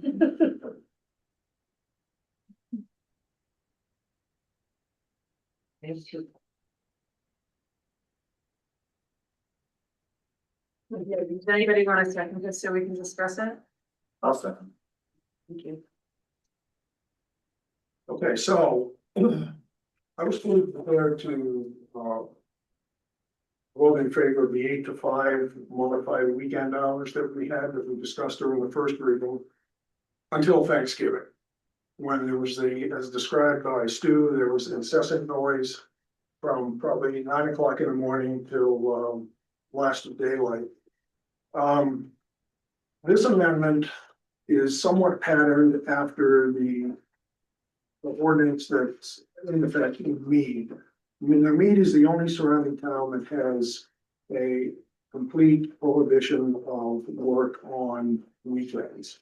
Lafayette has it on Sunday, but Mead says nothing on weekends and holidays. And so I got to thinking about this, and what I've determined is that in, our mostly built out town, we've only got 6 or 7 lots left. 5 of which are going to be, as I've described, adjacent to the one in question that we're talking about now. And, when we talk about the density fill-in for our neighborhoods and the ADUs that we may be constructed, so for affordability or workforce housing, all of those are going to be increasingly in residential neighborhoods. This amendment, the way I wrote it, also only covers exterior work. It excludes property owners, the do-it-yourselfers who only have a weekend to make their homes repairs and do their out there projects. The ordinance with the amendment also makes allowances things like the construction scheduling, deliveries, deadline, weather delays, and so forth. There's every opportunity in here for Bill to work on weekends if he faces any of those issues. So as stated in the ordinance, granting an exception, the town administrator may place reasonable conditions on the granting or alteration of hours or exemptions. Commercial constructions like 402 Main Street of the hotel are going to be exempt from this. This is only going to affect residential neighborhoods. And, it's what it's going to do is going to prevent the constant noise and disruption that the neighbors have experienced over the past 6 weeks. And I just ask for your support on this amendment. I think it makes it very clear and doesn't put too many exceptions into the ordinance. It's very clear that you just can't do any exterior work on a residence in a residential neighborhood on weekends or holidays. Do you have anything to add? Then we'll have discussion. I have a question. Yeah. How would staff know if it's the private property owner or a third party person doing that work? We know now. Well, because they hired a big team of people, but like Chatfield's doing his own jackhammering up there above it too, so he could do his. And that could be a worse situation than the third party who knows what they're, doing. But I mean, I don't know how I would know on a weekend, especially when I don't have code compliance, if someone is working on a property. I don't know if that's the owner. Well, I think you'd hear about it as you've heard about this, I'm sure. Okay. So you're just saying that it would be hard to make the distinction between somebody digging a hole on their own property? Well, no, it's not just saying digging a hole. It's saying if he's doing a big project using big equipment, he can do that as long as it's just him. Building a deck, for example, right? Or he could take out rocks. Lighting work, yeah. So, let's use one of the quarry owners on their own house in town. I mean, they could bring in their own, so they could do it. In a residential neighborhood. Yeah. They could do it if they were doing it themselves. That's the only part of that one that. I think we have to be realistic and consider what we're talking about here. We're only talking about 6 or 7 lots left in the town. I know, and I could see Chatfield doing them himself.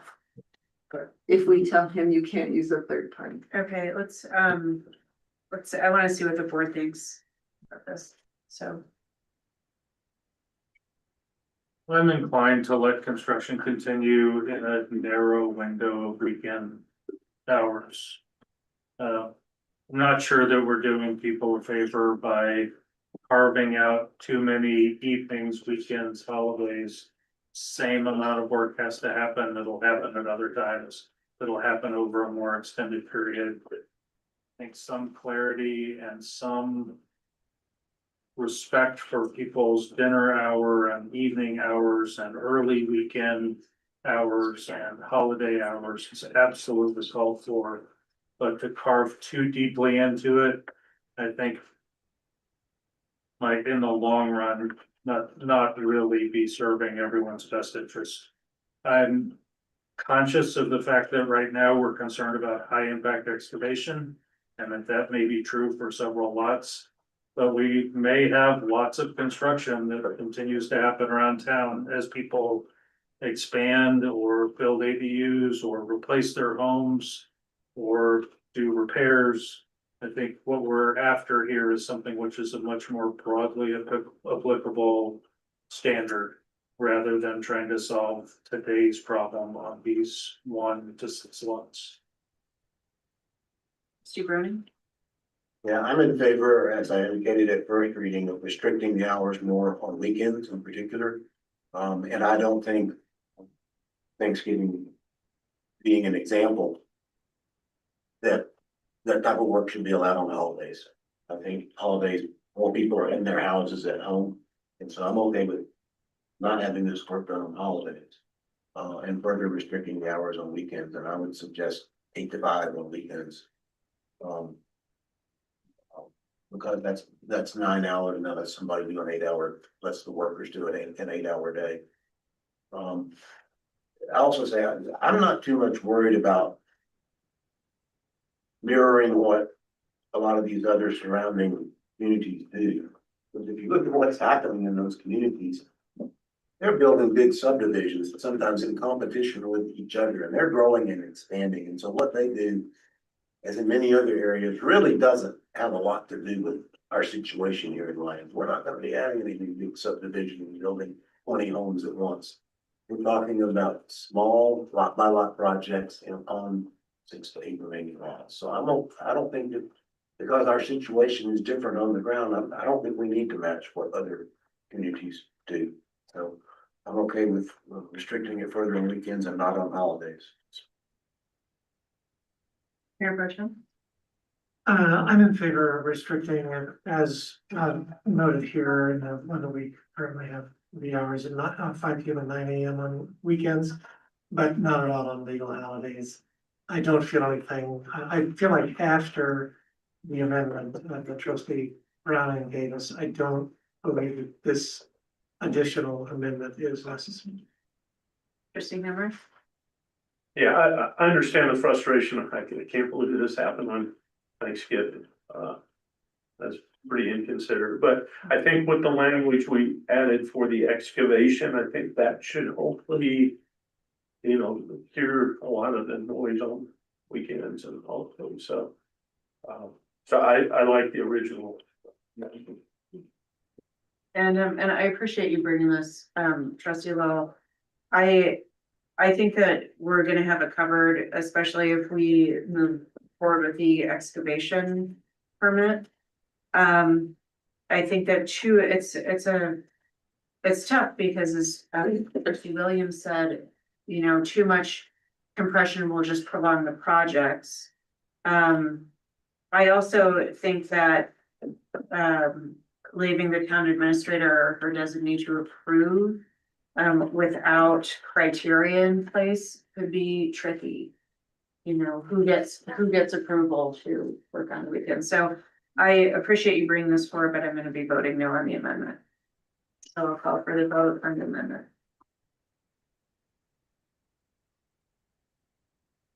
And the motion fails, I'm sorry, I didn't. It was 5 to 1. Okay, I can, 5 to 1, the trustee Lowell voting yes. You. Any additional amendments? We discussed legal holidays separately apart from that amendment. It's the majority of the board believes that construction work could happen on legal holidays or not. Yeah, I would support an amendment for it not to happen on legal holidays. I would concur with you. How many legal holidays do we have as a town? Well, I believe 11 or 12.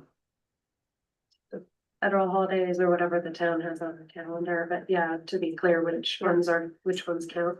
I think we shouldn't call them town because the town does have a couple that like the Friday after Thanksgiving. Is a holiday, which I don't know if you wanted that, I think it should be federal. I think it should be federal. Yeah. Or state recognized holidays, whichever, because they're different now. But I would prefer that over town because the town's holidays are in regard to office hours and Yeah, days of the week versus the So you're saying the federal, federal law is recognized. yeah, federal or state. they're more universally recognized. I would go with federal holidays. With the appropriate language here, actually, the way this is written, it's actually, now that I look at it, kind of ambiguous. It says. It shall be also a nuisance to do any form of construction. Between 7 p.m. 7 a.m. So it's actually listing the hours, but you shouldn't do it. Yeah, it's the hours, it's And it says, or on legal holidays. I'm It not, doesn't say who. it doesn't really, that or is kind of ambiguous. Does that mean? You can't do it in those times? On I legal think holidays? it should be an and. I think the or should be. I think, yeah, and I would do amendment that says, and on federal holidays. Well, Or you're we're talking restricting. about, yeah, we're talking about not allowing any Right, on federal holidays, Right. right? So. right. I think that's the way to read. Yeah, I think maybe if you wanted to prohibit it from being allowed on federal holidays, you'd strike or on legal holidays, then and then put in parens there, that no construction activity shall be allowed on federal holidays. As a just you put it in parens that way is like clarifying information, right? It's the only way I can see how to do it within this structure without just rewriting everything. We don't wanna do that if we can avoid it. So there'll be no outdoor construction on legal holidays for private people at all. Anybody. That's No what one. that's what my understanding what the board is talking about. Be concerned about people ought to be able to work on their own house. They should be able to work on the. But on the other hand, what type of complaints is that gonna generate? It's the heavy equipment. Yeah, but. Which we plan to solve with some other Good forward, yeah. provision. in the future. Excavation policy. We could further amend holidays at a later date when we bring that back up. We could add it in now, amend it out in the future. This one, I think. I think where it gets tricky for town staff is regulating who gets to work, not whether or not work can occur.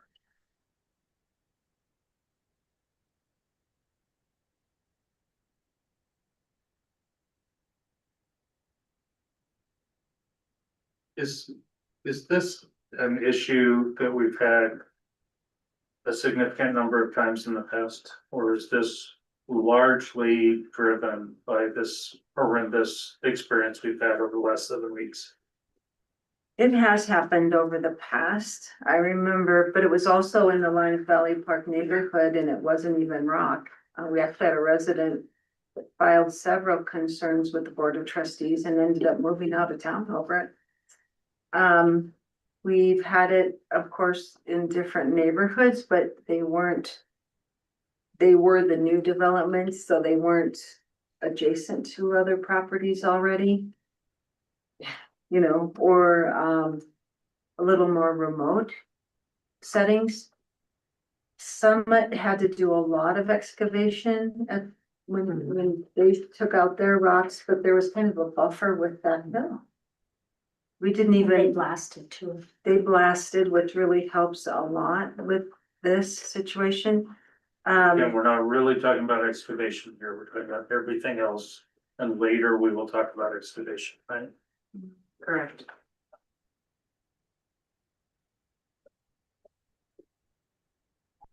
So what do we think, given that? How about giving the administrator authority to determine if a situation has become a nuisance to the neighborhood? I'm not sure we want to trigger nuisance clause though. I mean, in that case, The health and welfare of that neighborhood or whatever, to be able to restrict it if it's an extended time or on holidays, and that's, you know, if it, then I can determine if it's a third party or whatever, right. but I don't think- think we want residents to be able to do. it. Attorney Divin? Yeah, I think the better way to do that though is through a permit process again, like through excavation, because you're doing it through a nuisance process, that puts a lot of subjectivity in your hands, which means you're gonna have to go to municipal court and testify every single time about why you thought, and I don't know if that's a place we want to be in if it's that wide open. Well, and I think really I want to bring us back to the problem we're trying to solve here, and the problem we're trying to solve is to give folks a break. Yeah. During holidays like Thanksgiving and Christmas. And I don't see a problem with restricting construction on how many federal holidays are there? Like 11? Maybe? 11 or 12.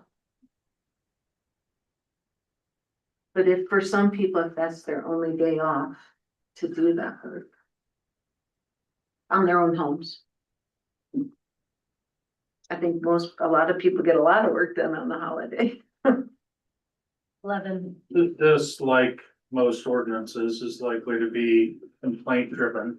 Right. So if people are doing some reasonable level of repair in their own home and they're not triggering complaints, I think that's what. we may never hear about it. Yep. Yeah.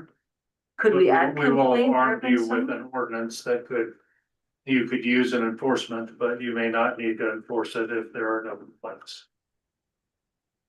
Yeah, and for that reason, I would still like to see it in there, not on holidays. For that reason. And in Brandon's parenthetical specifics. Brandon, in prior, I think, noise ordinance discussions, we've specifically noted that they are complaint based. Is that a reasonable approach here, or is that something you counsel us away from? Yeah, I mean, I think everything's complaint based, right, at a certain level. We're not out looking for these things necessarily. I think the only thing to be worried about is some sort of like equal protection where we're only enforcing against certain types of people. That I'm not saying that would be the case here, but that's what I'd be worried about, if anything.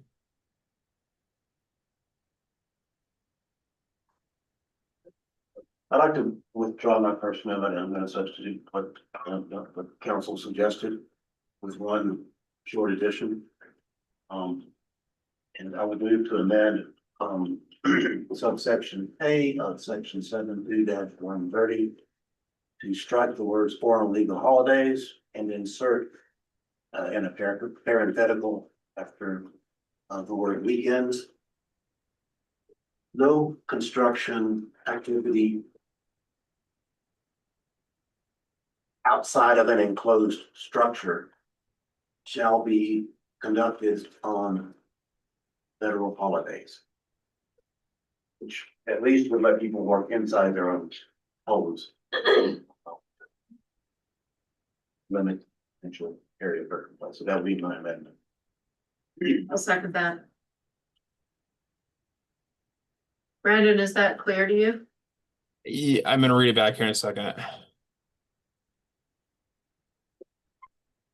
So Yeah, will put you read Yeah, so to put in parents, after weekends, no construction activity outside of an enclosed structure shall occur on federal holidays. Is that right? Yes. Okay. And then delete everything after that, basically. Or Yeah. well, we're keeping except as provided. That just the exception language, but okay. And then we've already added another amendment at the end of that section. Yeah. Okay.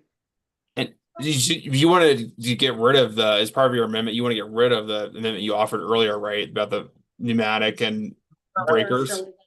No. You want to keep it? Okay. Yes. Separate, yeah. Yeah. Got it. Okay. Okay, let's vote on this amendment then. And that motion passes unanimously. Okay, any additional amendments? Any additional discussion? I would just like to say that I am very sorry that you all are having to go through this. I can't imagine. I wish there was something that we could do to make it stop faster, but we're working as fast as we can within the boundaries of what we can do. So, I really, really hope that, staff talking to the folks who are doing the construction will have an effect.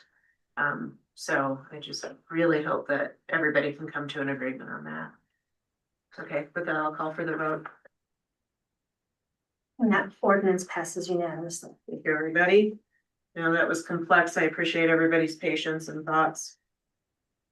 Okay, next up is the first reading of ordinance 1025. An ordinance of the town of Lyons, Colorado, amending section 101110 of the Lyons Municipal Code concerning regulations for unreasonable noise, which I will note trustee Browning has been trying to get on the agenda for a very, very long time. So congratulations to you. And staff report, please. Yeah, I don't really have a staff report. It feels a little anticlimactic to present such a modest ordinance after all of the work that you all have put into this over the past year. But based on the direction provided from the board at the last meeting and given the case law limitations that we have, the town attorney and I have essentially stricken the language for the amplified audible sound 25 feet from the code, as well as any other reference to 25 feet and the removal of the reference to good old days. Thank you. Any questions for staff? Can I keep my Hurley? Can I share a quick Harley story? I actually do have a Harley. And it is so quiet that the last time I took it to a dealership, another Harley rider came up to me and said, "Your bike is too quiet." From a certain son. I would entertain a motion. I move the adoption of ordinance. Right number 1205, an ordinance amending section 101110 of the Lyons Municipal Code concerning regulations for unreasonable noise. Is there a second? Second. Okay. Any discussion? Want to reemphasize, this is what we can do for now. If the legislature in its wisdom, all right, gives us authority to do more later, we can revisit this, but this will take us, I think, through the time when we determine if the legislature will let us craft our own decibel-based noise limits. Anyone else? I agree, it feels a bit anticlimactic. But glad to be getting this done, and I know that the owners of music venues are gonna be happy to have this. Are you seconding? So I thought we had a second. We did. Oh, you did? Yeah, I second. Oh, okay. Sorry, I missed that. yeah, so we're on discussion. Okay. Okay, and if nobody else has any remarks, I'll call for the vote. That motion passes unanimously.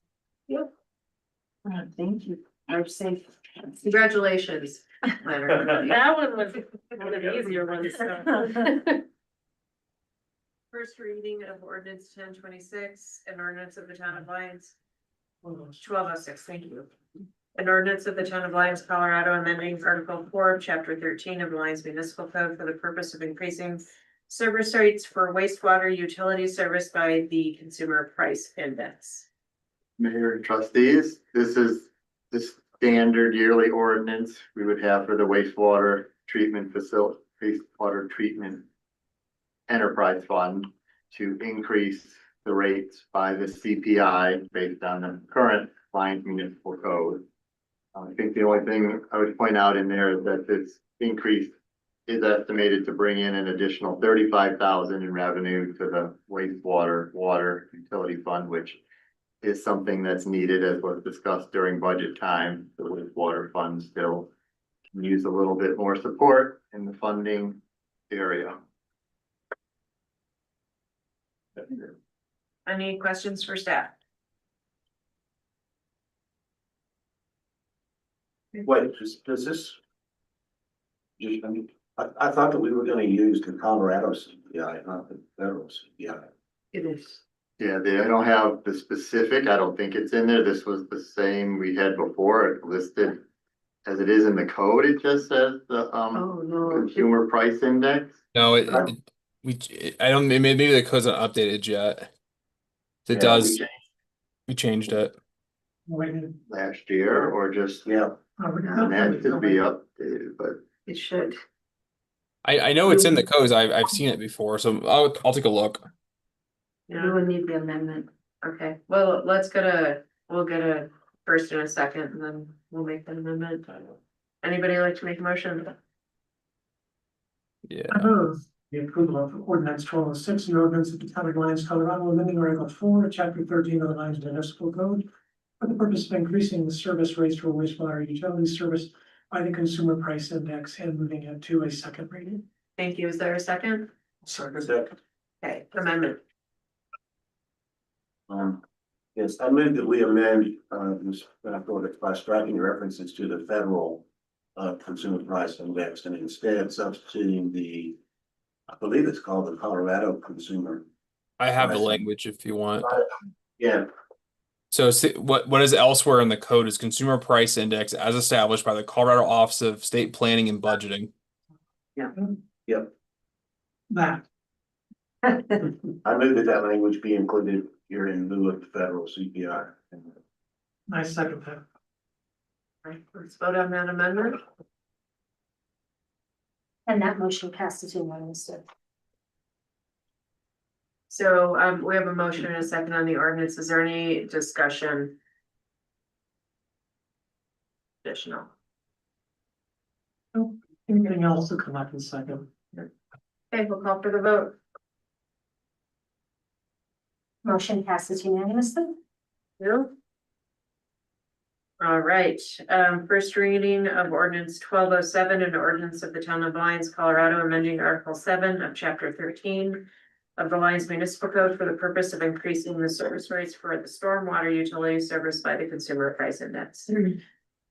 So as it was discussed during the budgeting and maybe the workshops, it sounded like it was the direction by the trustees to look at increasing all of the utility funds by at a minimum, the consumer price index. Yeah, I guess it is the specific type of consumer price index. I don't see that this says federal, I guess, without putting that additional language in there, it would mean federal. So the consumer price index would have to amend to add as established by the Colorado Office of State Planning and Budgeting. With the stormwater one, we did do that slightly differently. Get back to that one, I did put in there to increase it by the standard consumer price index of Colorado, use that for short. And that would increase the stormwater fund by 36 cents. I put in somebody, yeah, that would be, right, that would be 3.6% on per month, sorry, 36 cents. Per person per month? Yes, that would increase the rate from $10 to $10.36. Okay. Because that's 3.6% of $10. Yep. So I didn't know if there was a desire with our discussions on what we're gonna be doing with stormwater to increase that potentially by a higher rate. Again, knowing that the CPI was the minimum that was discussed before.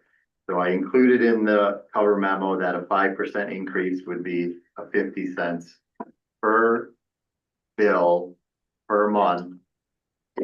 $10 to $10.50, and a 10% increase would raise that up to $11 per month.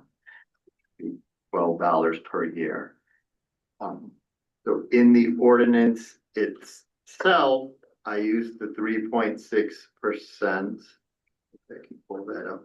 But if we wanted to make an amendment, I wanted to put that in the cover memo just so that would be out there. There is the next ordinance where we'll be talking about changing the rates by resolution, and there is some language in there about a review by the UEB. But for now, we wanted to get both the wastewater and stormwater rate increases going forward. so that they would potentially be in place as soon as possible. So that's why we're doing both of these by ordinance now and not waiting for this change to a resolution method. Thank you. Any questions for staff? I know that this could be a more detailed discussion at second reading. In the meantime, one of the things that I did, just to clarify what you had in the document and where we stand in increasing the rates since 2018, was to back into what the rate would have been in every one of the last 7 years. And it just so happens that it averages 3.6%. Maybe not for the Colorado rate, but for the federal rate. So a 28% increase since 2018 amounts to a 3.6% rate increase per year. So one of the things that I'd encourage you to think about is whether, instead of picking another number like 5%, we consider some multi-year catch-up. So that instead of it just being a 3.6% increase, maybe it's 2 years worth of increase at 3.6%. If we were trying to build up more of a reserve in this enterprise fund, rather than picking an arbitrary 5% or 10% or 6%, we could say our Colorado CPI up 3.6%. We're 7 years behind, rather than picking up one of those years worth. Maybe it's a couple years worth. For comments, I've got a comment. Let's get a motion in a second Yeah. first, and then we'll move on to comments. Does the motion need to be with that change? In line with this? No. That would be an amendment. Yeah, let's get it on the floor and then we can start making amendments. Okay, move to approve on first reading ordinance 1207, ordinance of the Town of Lyons, Colorado, amending Article 7, Chapter 13 of the Lyons Municipal Code for the purpose of increasing the service rates for the stormwater utility service by the Consumer Price Index, and move to his second reading and public hearing. Thank you. Is there a second? Second. And trustee Browning?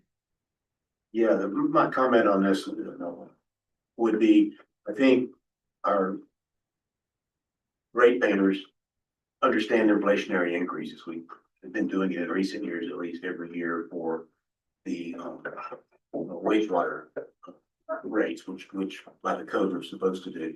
And I think it's understandable that something we haven't changed since 2018 would require at least an inflationary increase. However, on this particular fund, we're looking at a big project coming up that we're not quite sure of the available dollars yet. We're gonna be applying for a grant for $250,000, as I understand it, to do the drainage channel, the stormwater culvert. And there's almost enough money apart from reserves in the stormwater fund to match that if we get that grant. If we don't get that grant, or if we get it in less than the full amount, we're probably gonna need to do an increase in the stormwater fund to cover whatever the shortfall is there.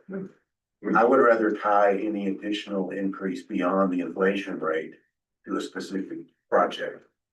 People understand if we only have $250,000 in the fund and we only get $150,000 from the state or $100,000 short, we gotta fix a collapsing drainage culvert. I think they would understand a bigger increase.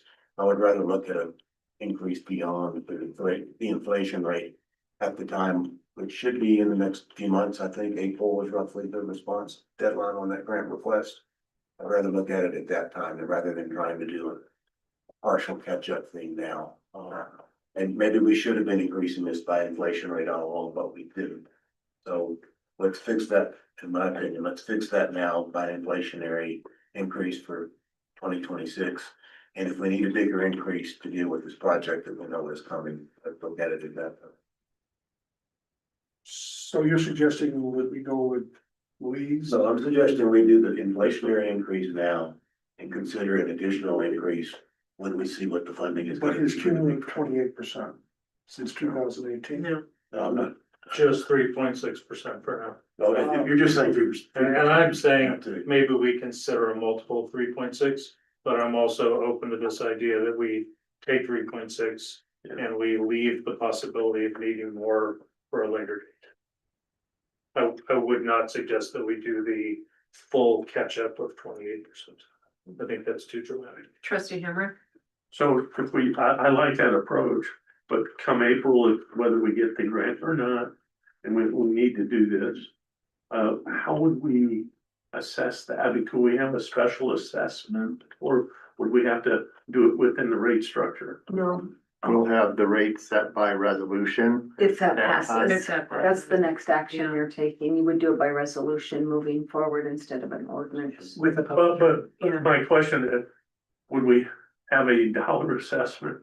It's Or- a Or fee. try to figure out, do the math over, amortize it over X years? Well, Okay, I think we would we would decide that at the time. okay, I'm just trying to visualize how it would. And this is structured as a fee, not a tax, so it wouldn't require a vote. And if I understand the fee and tax distinction, Yes. it continue to be a fee because it would match a specific use, in that Correct. fund. And I like that approach just because I think people can relate that. People You gotta spend this money on this project. We can show them the pictures. That said, I do think we need to be doing inflationary adjustments every year on all the I do. enterprise funds.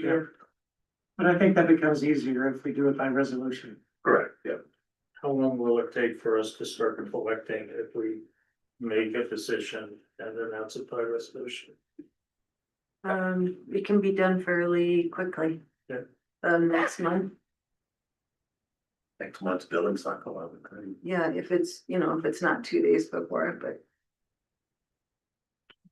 So we have a motion and a second on first reading of 1207. Does anybody want to offer any amendments at this time, or shall we vote to move it to a second reading? I appreciate all the thoughts, but I don't think amendments are necessary.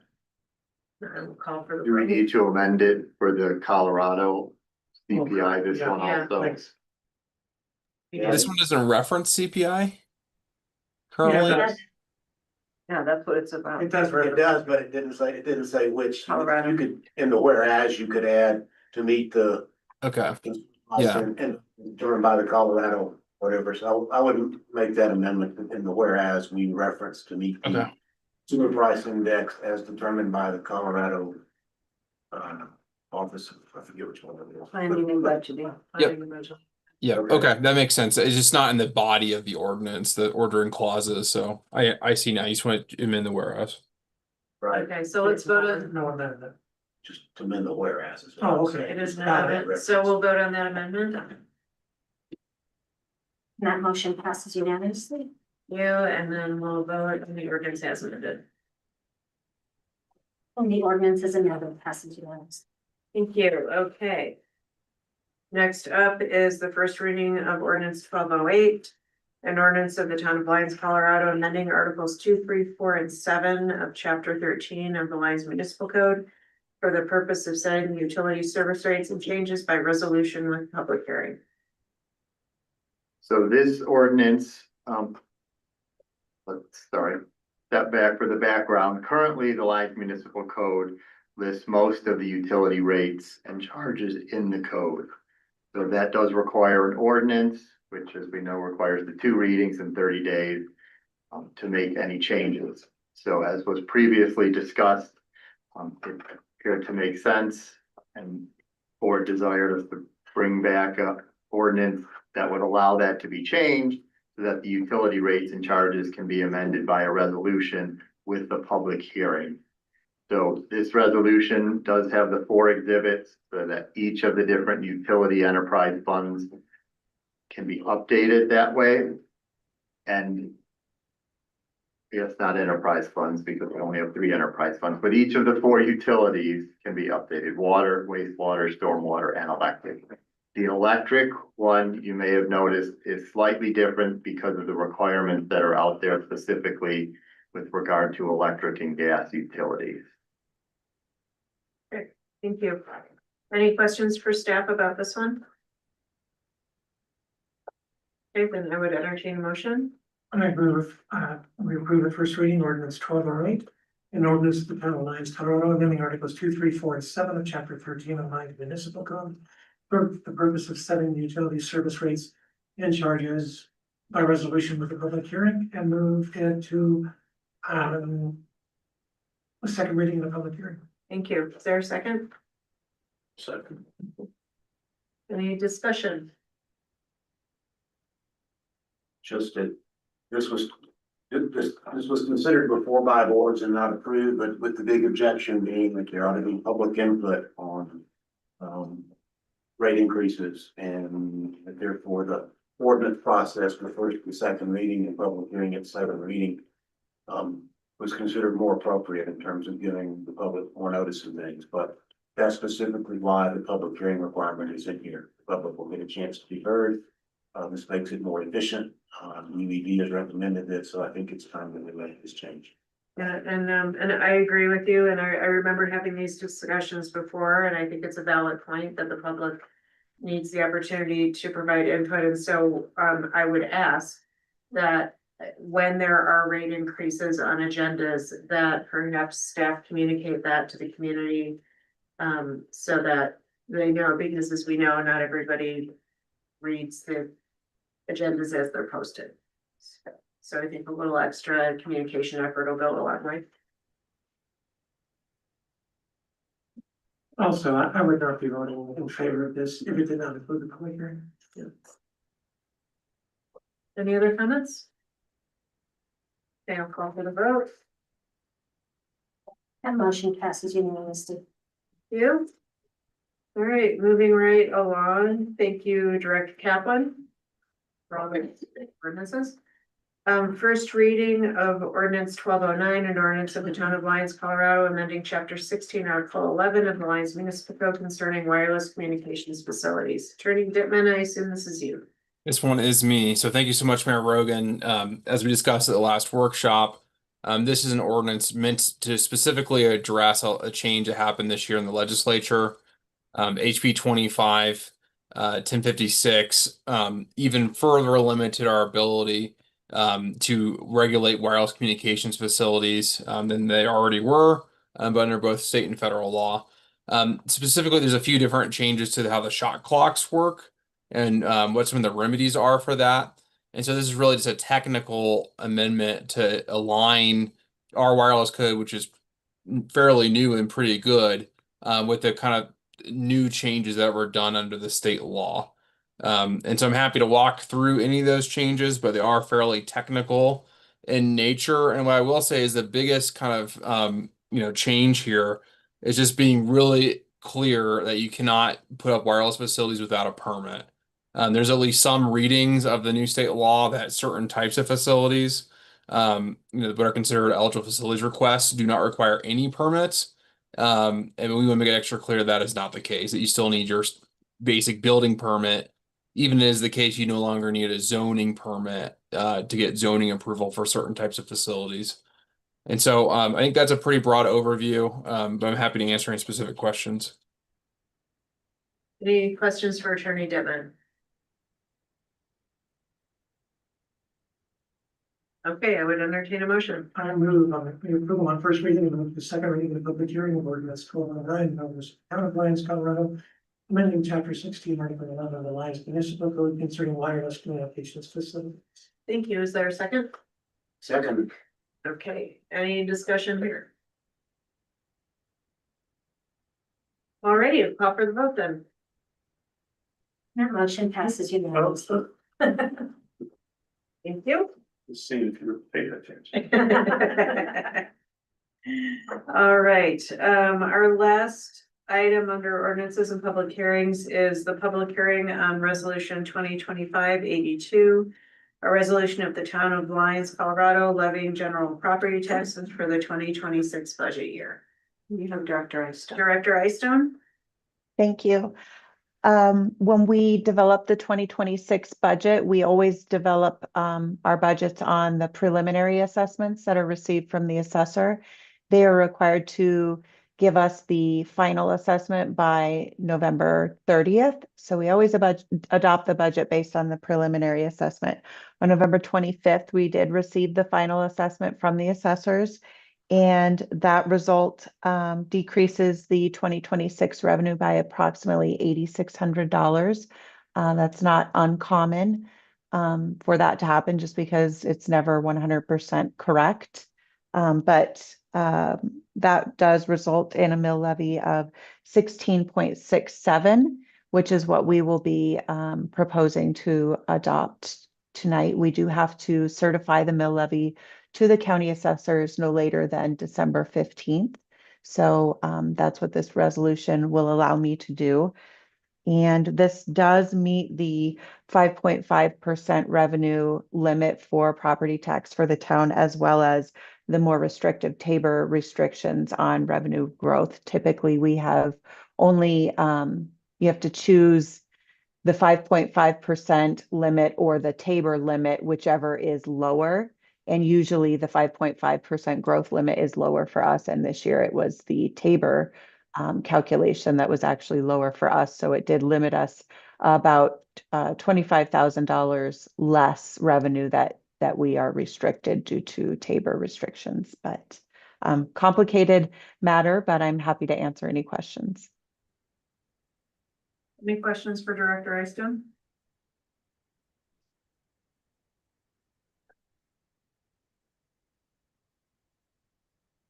Okay, then I will entertain a motion. I'm sorry.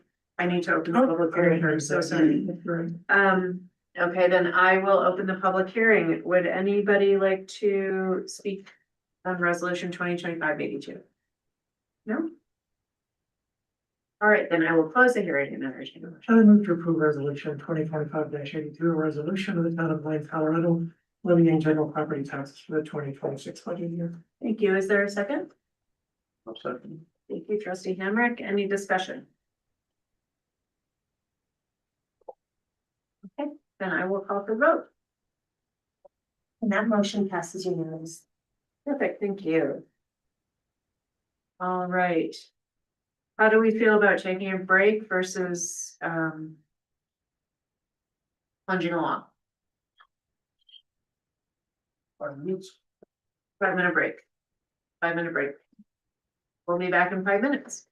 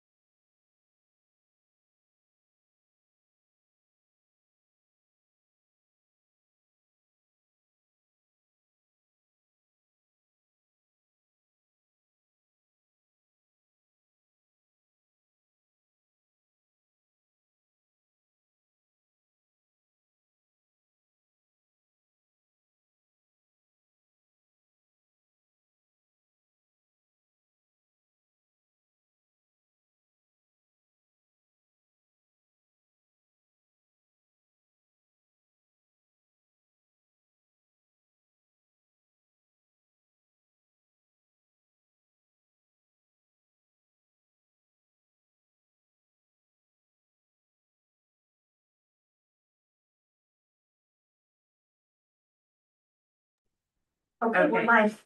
We're live, great. Would you please read the consent agenda into the record? Yes, item one are the November 17th, 2025 regular Board of Trustees meeting minutes. And item two are the December accounts payable. Thank you. Is there a motion to approve consent? So moved. Is there a second? Second. Anything anyone would like to remove from consent? Okay, let's vote on consent. And that motion passes unanimously. Thank you. Okay, moving on to boards and commissions. It is my pleasure to appoint Amelia Height to the Economic Vitality Commission and Molly Schmidt to the Planning and Community Development Commission. So that's, is that a full PCDC now? Yes. Great. Okay. And I will say that, Commissioner Drystat has indicated his desire to step down from the PCDC. So as soon as we can find someone, one more person, not that anybody could ever replace him. Can we clone him? Can we clone him? Cool, isn't it? You'd have to ask him. I don't think there's budget for that. Okay. All right, now moving on to the Parks and Rec Commission update and request to consider urban night sky certification. Come on up. Thank you for your patience. Yes, you all work hard. Thank you. You do. Julia Hers, 210 Cobblestone Court, Lyons, Colorado. Would you like me to do Urban Night Sky Place slides and requests first, or the Parks and Rec update first? Whatever you like. We'll do the Urban Night Sky Place multiple slides, but 5 minutes max, and then give you guys time for discussion. If you can work with me, I'll give you the cue and advanced slide. Basically to get a rhythm on the slides. It shows big on mine. There we go. It's getting better. If you can go to the next slide, the ask is that we are hoping for the Board of Trustees blessing on allowing us, which is multiple citizens, part of Parks and Rec Commission, and residents to start a dark sky coalition, and as well take steps towards the application process for Urban Night Sky Place for Lyons, Colorado Parks. I will explain that. You can go to the next slide, please. What is an urban night sky place? Promotes authentic nighttime experience despite being in the midst of significant artificial light. What a beautiful classification. This would be, we would start, we think Bone Park, Lyons Valley Park are excellent candidates, but in talking to Dark Sky International, and if you can go to the next slide, they believe all of our parks might be able to qualify. International Dark Sky Places is what the certifying body is. I have some authorities in aerospace here as citizens who are also engaged in this amazing international organization. There's over 200 certified of their 6 types of certifications in the world globally, in 22 different countries. Those are the 6 types of certifications. And if you go to the next slide, please. It's a fit for Lyons, multiple places in there, our amazing town comprehensive plan, lighting is mentioned, dark sky is mentioned, light pollution is mentioned. And this is one of the solutions to get us on the path towards addressing that. So it's an absolute fit. Places like in Colorado, Breckenridge, Salida, Ridgeway, Paonia, Crestone. Trying for it in my community group are Pagosa, Estes Park. This is a coveted certification. If you can go towards the next slide, please. Doing great, Victoria. Thank you. Get quickly to the costs and the requirements. What are the requirements? This is very high level. Happy to talk any details. Proper lighting is your requirement. There are specifications for that. Lighting management policy, lighting inventory, and outreach and education. Those are the core requirements that this coalition would help us with. If you go to the next slide. The costs are more peripheral. I don't want to say that there won't be costs for, say, potential lighting upgrades, but say the $250 application fee will be covered by donation. Certainly the time from the volunteers and staff to support. This is a multiple year process. This is already, this ask though, 5 years in the making to get to today, to stand in front of you to ask this. And you don't have to be fully compliant when you apply. It's a 10-year, 100% compliance. When you apply, it's be within 67%. Within 5 years, it's be within 90% compliance. Within 10 years, it will be within 100% compliance. Next slide, please. So this is the easy next steps, one or two more slides after that before you get to discussion. This is literally what we would need to do to get to number 7 and literally draft the application and submit. You will see some start items on several of these bullets. I've been accepted into the mentorship program that was literally approved because of House Bill 1382 in 2022. That is Dark Sky Colorado, as well as the Colorado Department of Tourism. They are, if you can go to the next slide, behind this effort of this volunteer-driven initiative to give us, at the bottom part of this slide, technical assistance, outreach and engagement support, lighting inventory, and lighting management plan advising. They will come out and take our readings. We have a whole network of authorities on the international dark sky level and the state dark sky Colorado level ready to help us because of this program and already are counseling and advising me. So again, last slide is we'd love to know any questions the board has, if we can get a blessing to create a coalition. Where would you have that coalition live? Parks and Recreation obviously is a fine home for it, and multiple parties on the commission there are willing to sit on this coalition. But if you see it on a better board group within the town infrastructure, we should just discuss that because we want this to be in the right place. But the coalition will be the volunteer initiative that gets us going to then fill out the application in partnership with town staff, with the Board of Trustees, and all of the other boards and commissions that Lions has. And any questions? Last slide, Victoria. It's not going any further. Okay, well, we'll leave it at that. Let's see.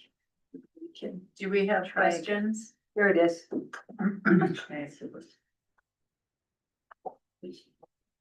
As you well recall, after the flood, the lighting in Burn Park was a real issue. It was too bright, a lot of complaints, we made changes.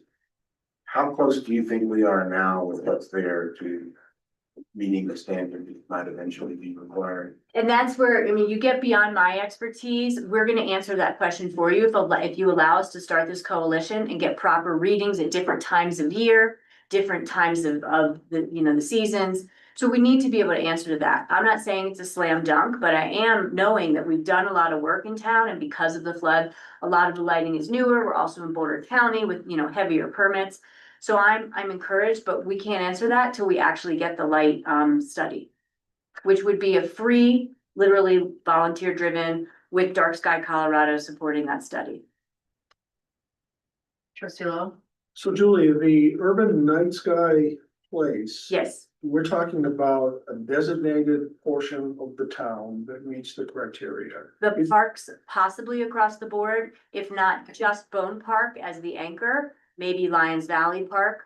So once we get all of the research, we can learn from Dark Sky Colorado how deep we can go, at what cost, of what changes would need to be made. But we think, based on readings that have been already taken, that Bone Park is an excellent candidate out of the gates. One of the criteria is having to see the Milky Way with your naked eye, and you can do that at certain times of year, at certain times of weather within Bone Park already currently. So it has to be a populated, developed site. It can't be like out in the country somewhere where there's no ambient light.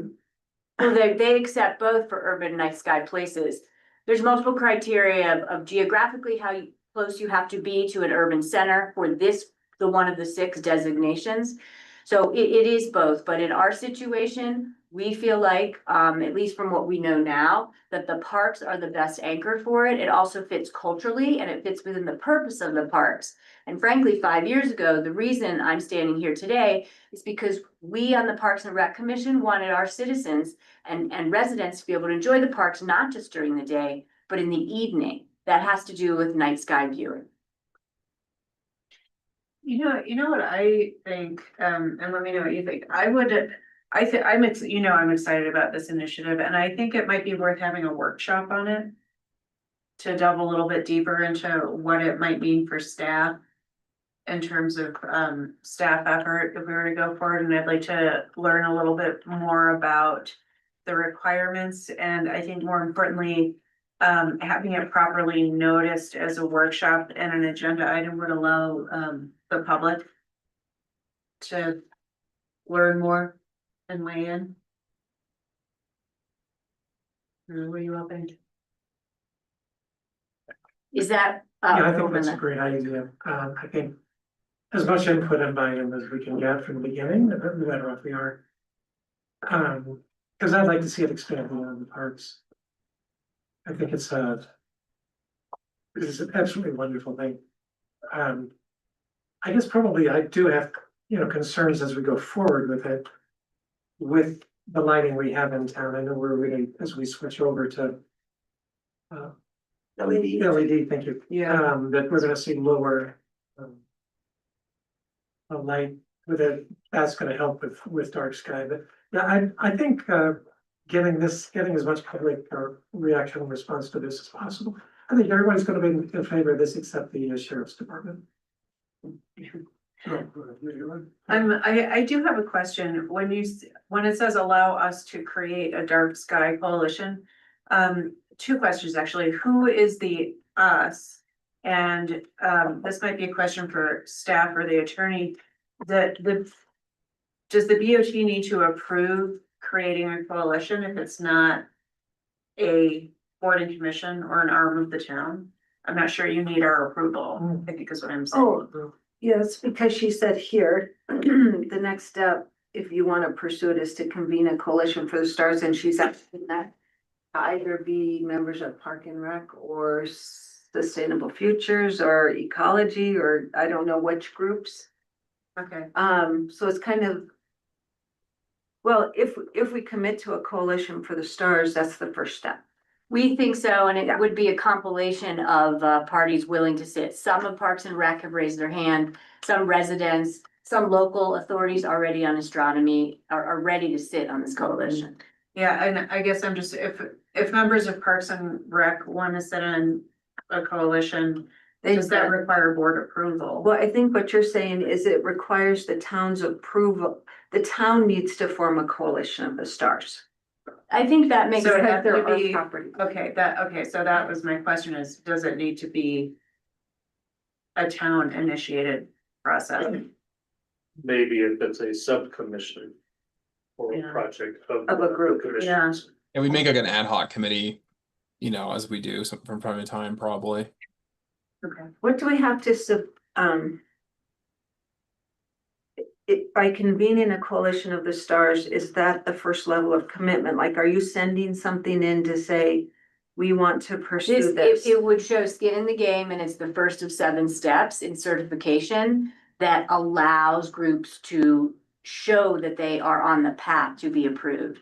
So when we submit an application, they're gonna say, it's not the town, who's your group? Who's gonna do ongoing education? Who's gonna be the glue to continue the light readings? So- It needs a home, and they do emphasize it's the very first step, we need a group. Okay. But this is not a town board, right? This is something that sits outside of the town, but the town is assisting with. I could see the ad hoc group concept fitting very well. My understanding in talking to Dave Crossgrove as our liaison was he advised, talk to the board, get their blessing on creating this coalition and where's the home? So if, the ad hoc thing, it's not a permanent, put it into our policies ongoing. But it is. That's my next question is the permanency of this. Like, does it have to be standing forever or does it go away once this thing's up and running, or how does that work? At minimum, it's several years, I think, until dark skies would become part of our culture and DNA and infrastructure. But it's a several year proposition for a group to really give it that momentum that it needs.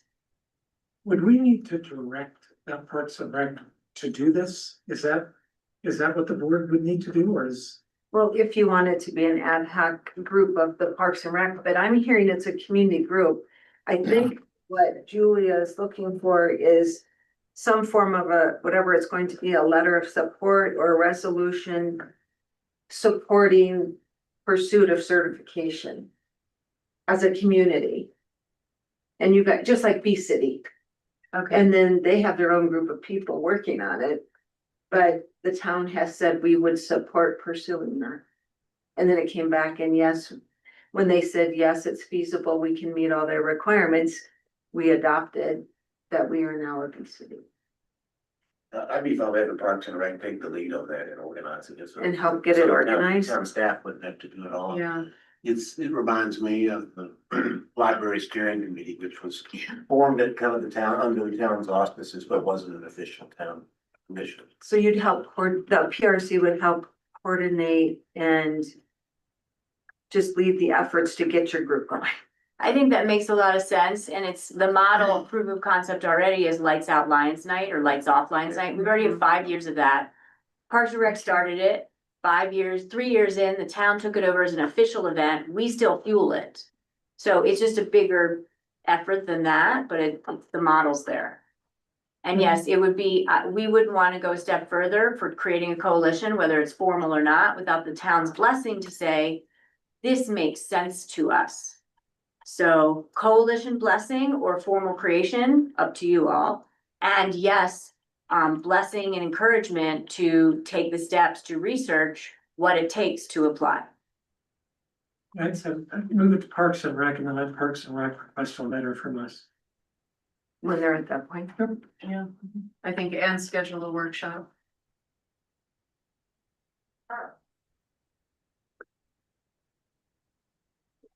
Anybody opposed to that approach? Okay, great.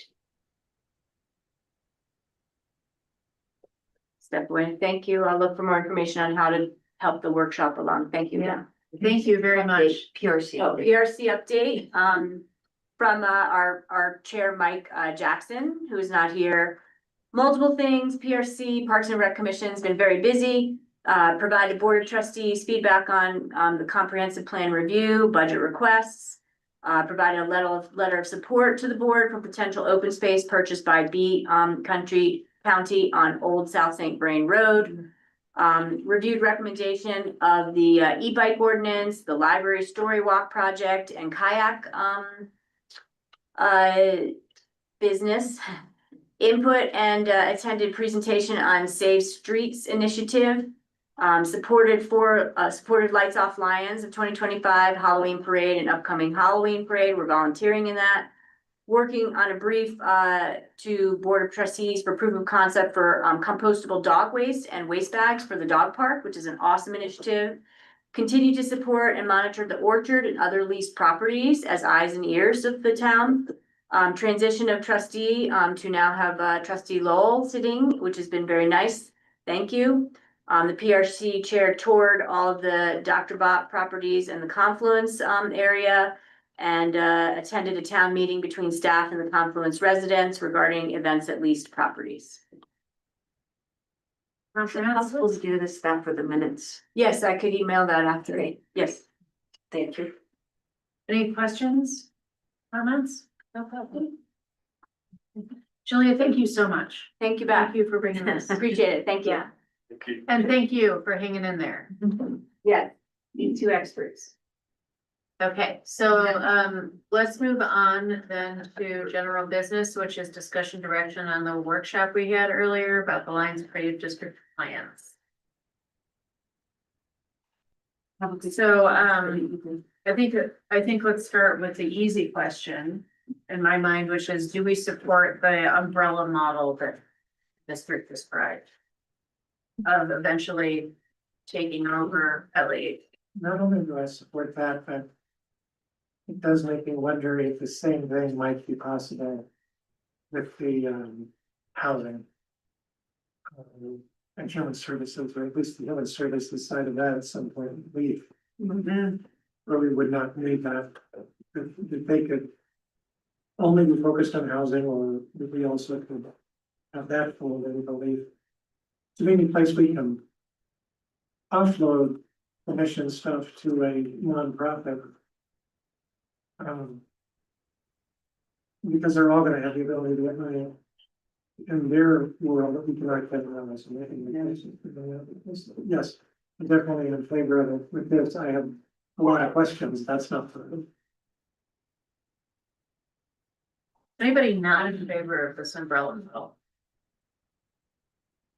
I'm in favor. I do think, and it's interesting you bring up the HHS and lead, but I know most people across town, you talk about LCF and lead, and people are confused. So Yeah. my only recommendation, the Crystal and team would be, you know, structure this and educate people and just make it crystal clear, because otherwise people get confused. And then it just causes, Too many acronyms in town that start with L. well, it's true, yes. I heard that crystal clear too. Yes. Yeah. Clever. My only question is, she talks about a thoughtful evolution of the LHC into the LCD. I'm just wondering, is there now going to be a redundancy between the LCD and LHC for the period of time? Are we talking about the same people?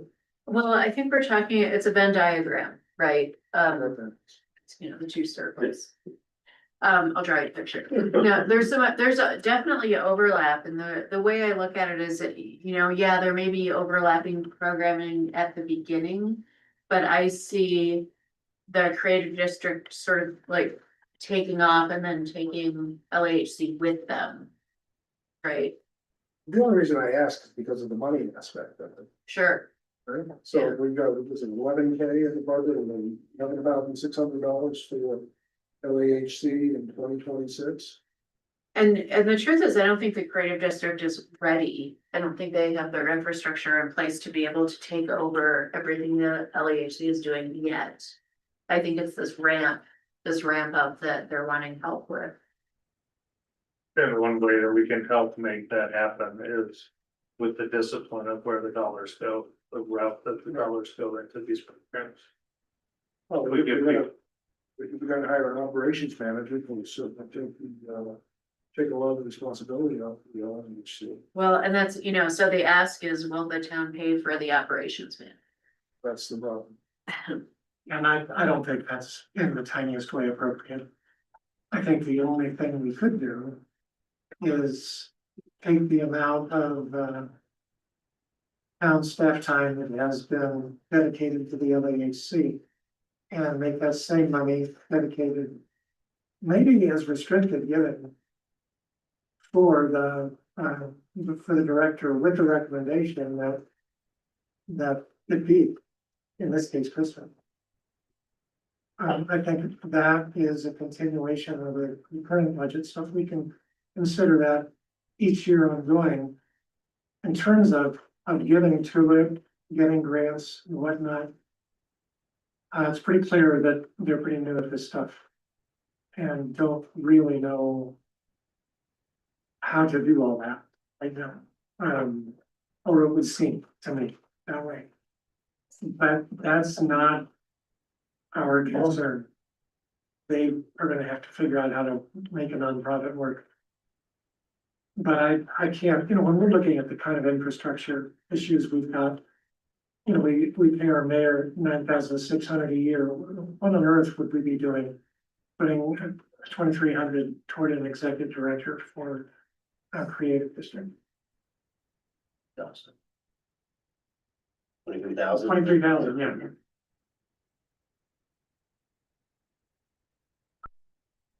Well, and I'm sorry, every other way I'm in favor of it. I think it's wonderful. I like what they're doing. I like their plans. I just don't think we need to be funding that.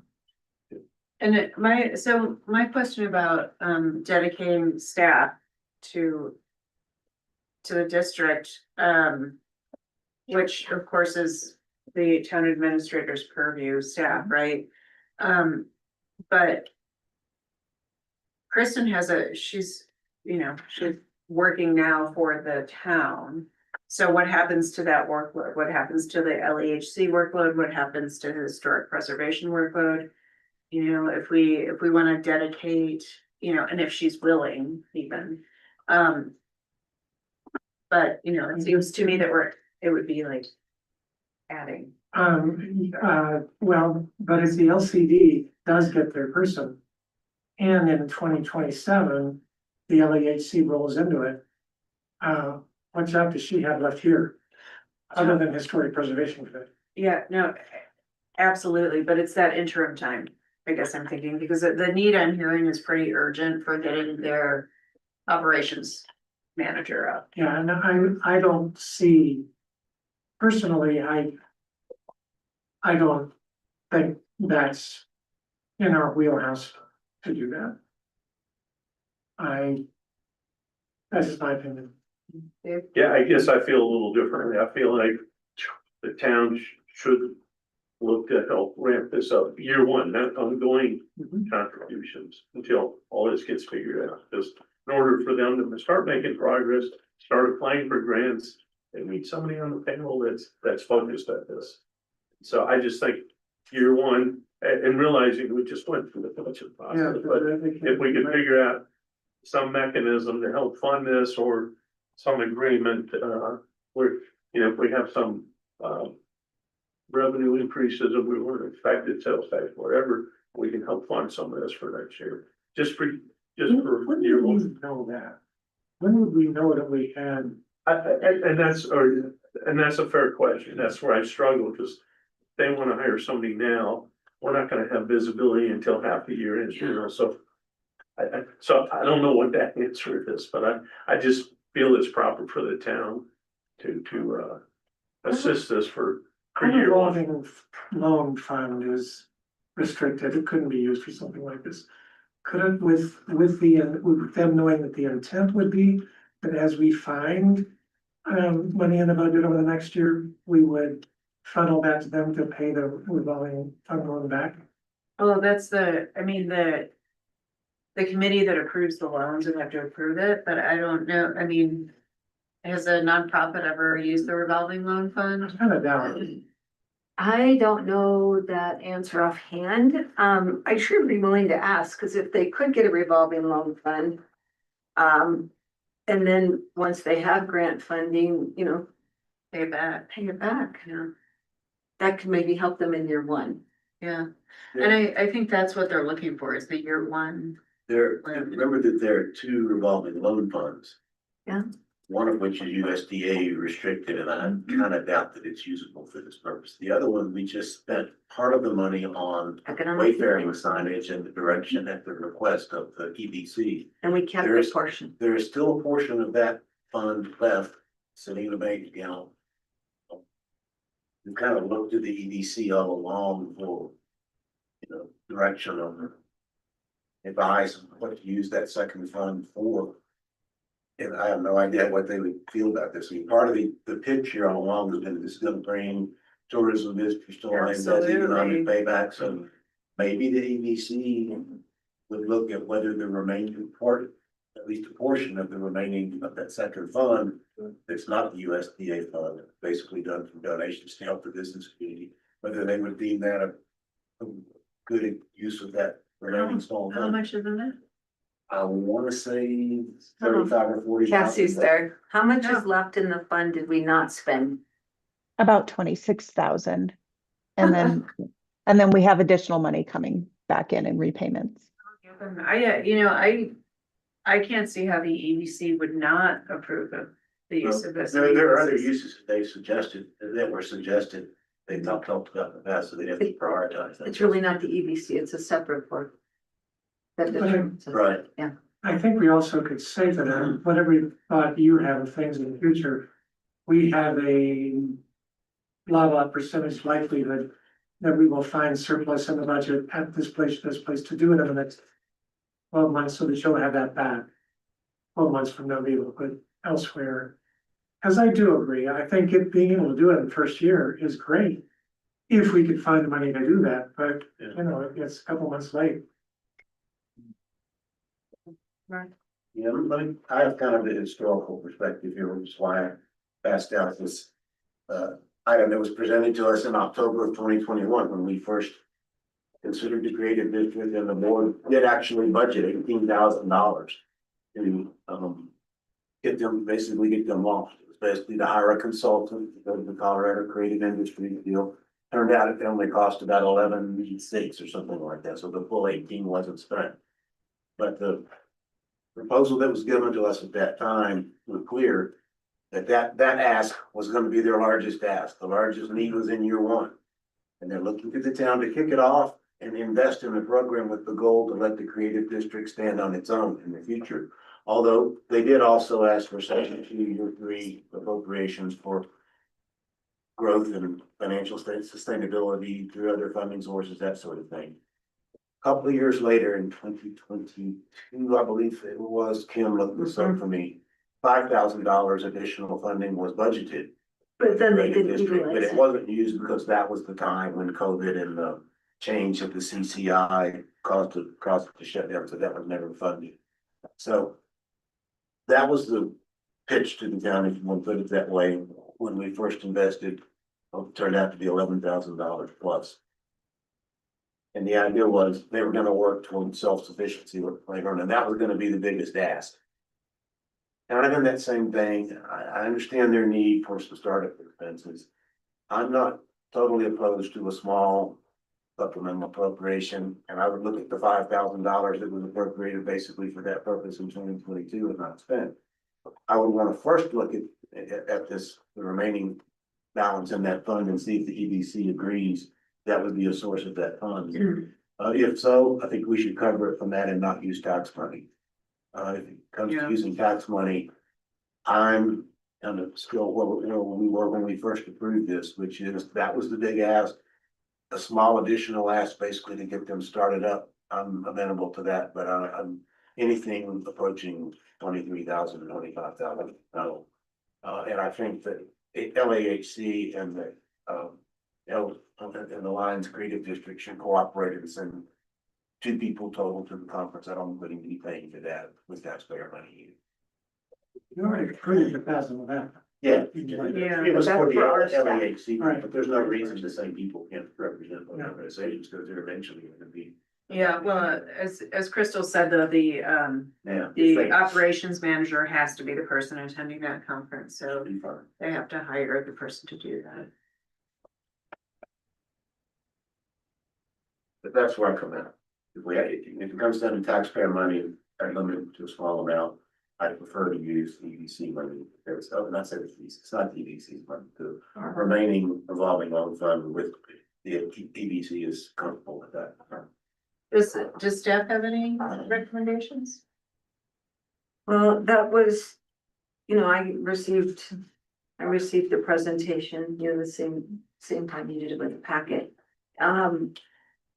I would like to think we can figure out kind of a combination of things. I can totally appreciate we don't have an additional 20 to 25,000 to give toward this when we made other cuts in our budget.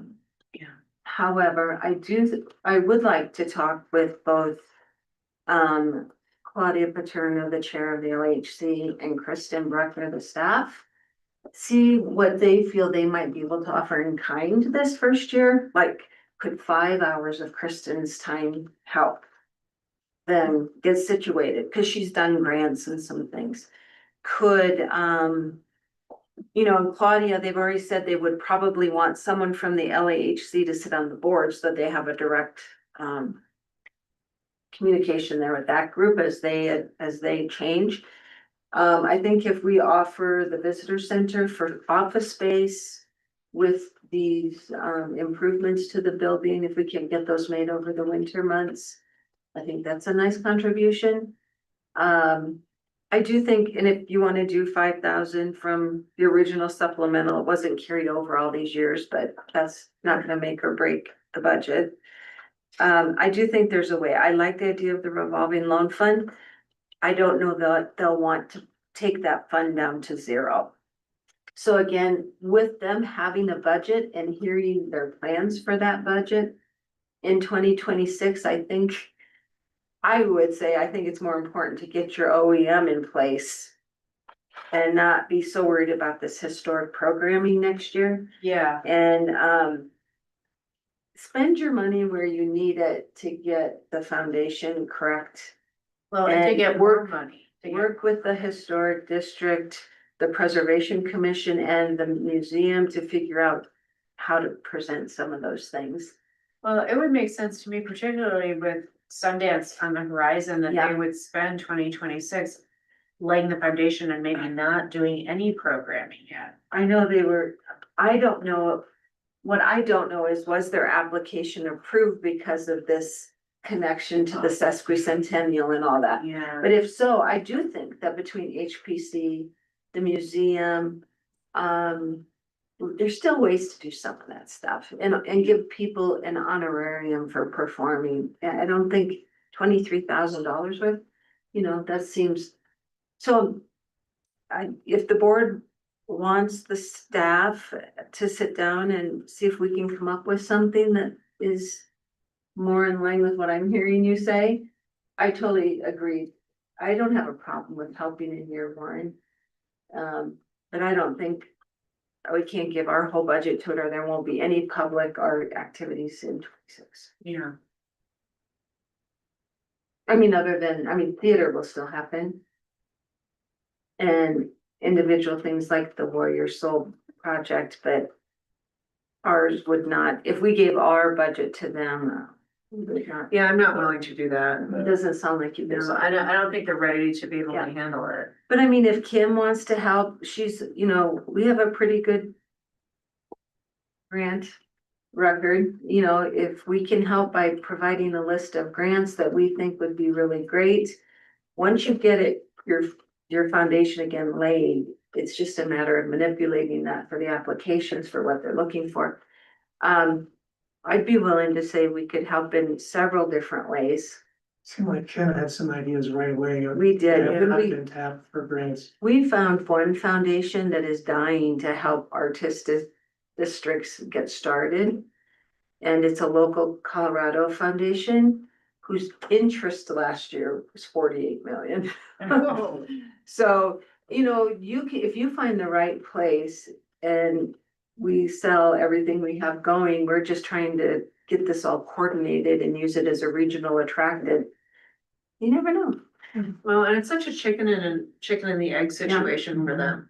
But if the board would be okay with me considering some more like staff in kind, it's not in kind because we're paying them, but I mean, some of Kim's time with her grant expertise and some of Kristen's with what she knows now about trying to get groups together and moving forward.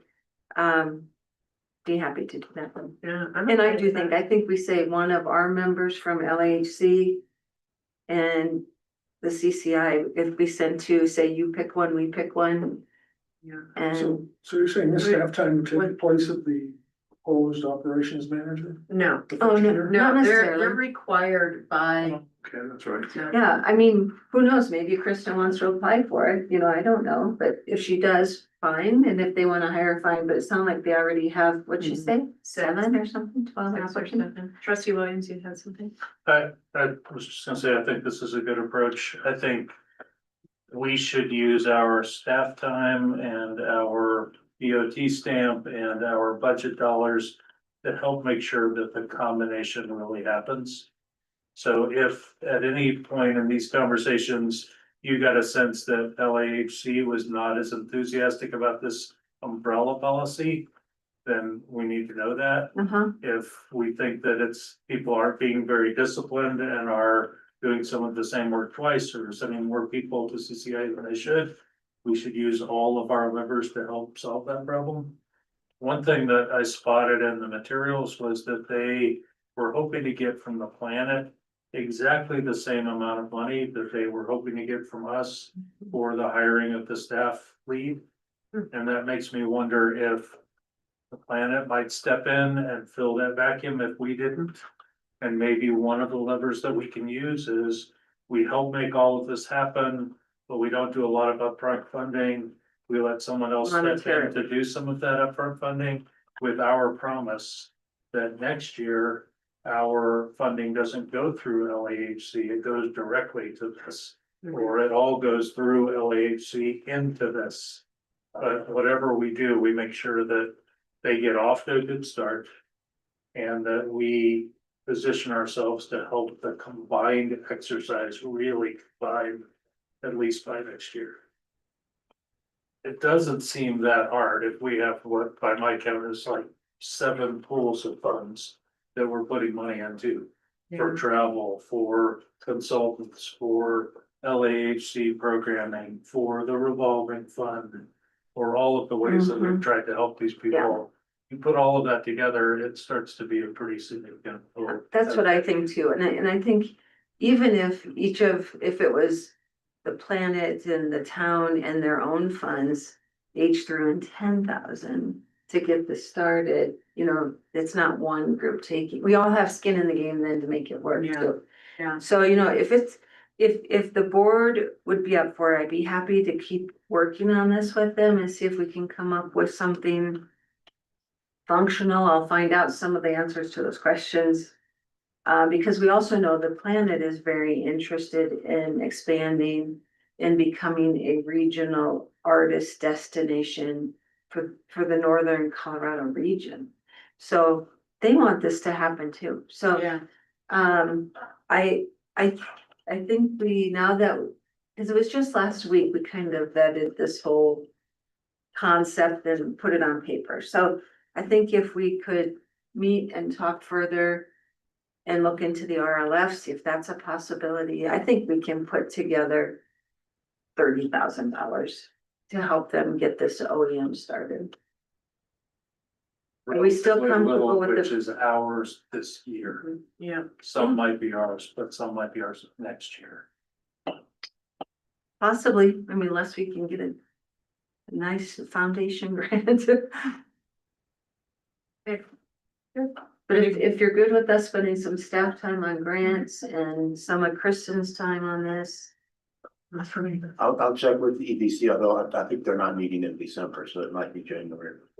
Well, I was just gonna call directly to, their chair, Oh, Porter. EDC chair? No, the RLF. Oh, all right. Oh, And see, or look at what they're saying, their parameters are. Then we also think a little bit about how many legs this stool ought to have. Whether this concept of a three-legged stool, or we really look to leave for everything in one category, and we really looked at LCF and. LCF for something, and we LCD for something, and we also think about economics, and we think about education, and we think about medicine, and whatever, all of the variety of things that we think we need to have as a town. some of that's not within the towns or. Exactly. Yeah, And exactly. that's No, I okay, think that- as long as we've got a way to think about it, so we as a town might step in where the private sector doesn't. Or which a nonprofit sector doesn't, or. I the think that's civil what society doesn't. she was trying to reflect, is that the town is very specific in our role of what we provide as a municipality, and these other groups are picking up all of the kind of quality of life types of things, and they would like to be the group that picks up the creative area of it, so. And I'm not objecting to And she that, said and it I'm would be a not, fourth leg. and I'm not endorsing it, but I do think it's worth being conscious of what we as a town do. Sure, And what all of the other institutions in the town do. yeah, absolutely. And in the same way that we're trying to discipline this one a little bit, so that it has a little more elegance and rationality to it, maybe some others too. can I have a little public service announcement? Yes, sir. So, from the league perspective, of course, we have a new ED, and I think I mentioned this in some other meeting, but we're gonna be starting on a strategic plan come early in the new year, so. And one of the struggles I think will have is, how do we get in it? What role should we serve the town, right? So I'm just bringing this up to get people's minds thinking and say, hey, what should we be? And we can send out a survey or something, or not, and not be just as importantly.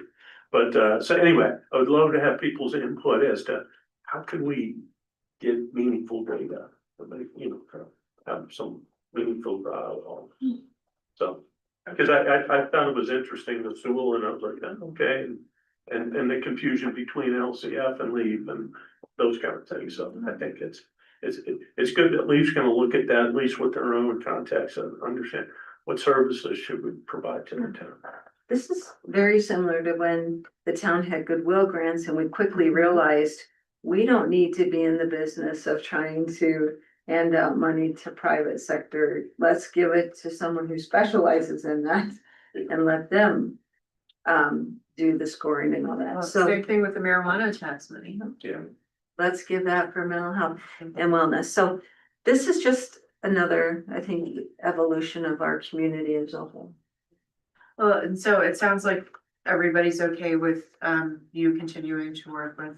A multi-factored approach that assists them, support them in trying to figure out how to get this. And if you could just give us updates as we go. I'll be happy to do that. Okay, great. Thank you, everybody. Let's move on to trustee reports and future agenda items. Trustee Williams. I was disinvited from the PCDC meeting this last week because they were on a topic that we will later discuss, so I don't have anything to bring back there. Trustee Browning. Let's see, EDC did meet in November. And they have an update from Planner Ritchie about pending matters. Pending development matters. They also had an update from Moss Rock about the status of the hotel. Edmund Johnson used the words cautiously optimistic to describe the prospects of the hotel. EDC expressed general support for the hotel, probably to a greater degree than they did when we were considering the hotel's development application. Right. Let's see, you heard tonight that they spent some time talking about the portal situation, which they're also pretty much in favor of. As a concept, including possibly the use of town park space with some of the discussion was there. We do have a concessionaire. It's been used for rentals and stuff in Lauren Johnson Park in the summer. Maybe this translated to that during primarily the winter or something like that. So I believe those are most of the things they discussed. Thank you. Nothing from the HPC. Just one thing that I think we're gonna end up seeing unfold over the next 7 years. Talking to a orthopedic trauma surgeon from the area the other day, who has done 4 amputations this year from kids on e-bikes. Oh, For most of the, did you see the article in the we were talking 2 days ago on that? Yeah. Yeah, Yeah, this that's is going around. this was one hospital in the greater Denver area. One surgeon, yeah, who's done for the last, he's already good, yeah. No. That's just my happy note. Thanks. Something good. Trustee Lovell. I have nothing. I have 2 meetings coming up, next week and, Parks and Rec and the College Board. Thank you. Nothing on SFC since we last met. Meeting Thursday. And let's see, HHSC's Monday meeting, is devoted to Senator Marchman coming. She's, gonna update us on the potential funding cuts coming and would like to hear from folks about how they may be affected by those. Other than that, we have Consortium of Cities coming up on Wednesday and then, CML Executive Board meeting on Friday the 12th. And did you get all set up on the policy committee? I've reviewed the background stuff. But Okay, yeah. because I saw that there's a meeting on Friday the 5th of the policy committee. Yes.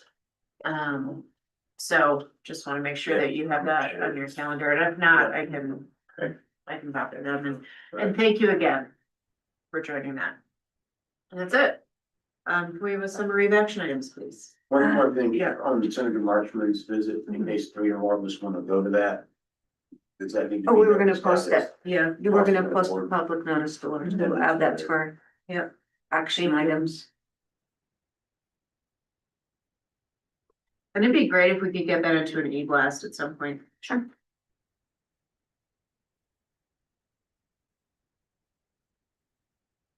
Okay.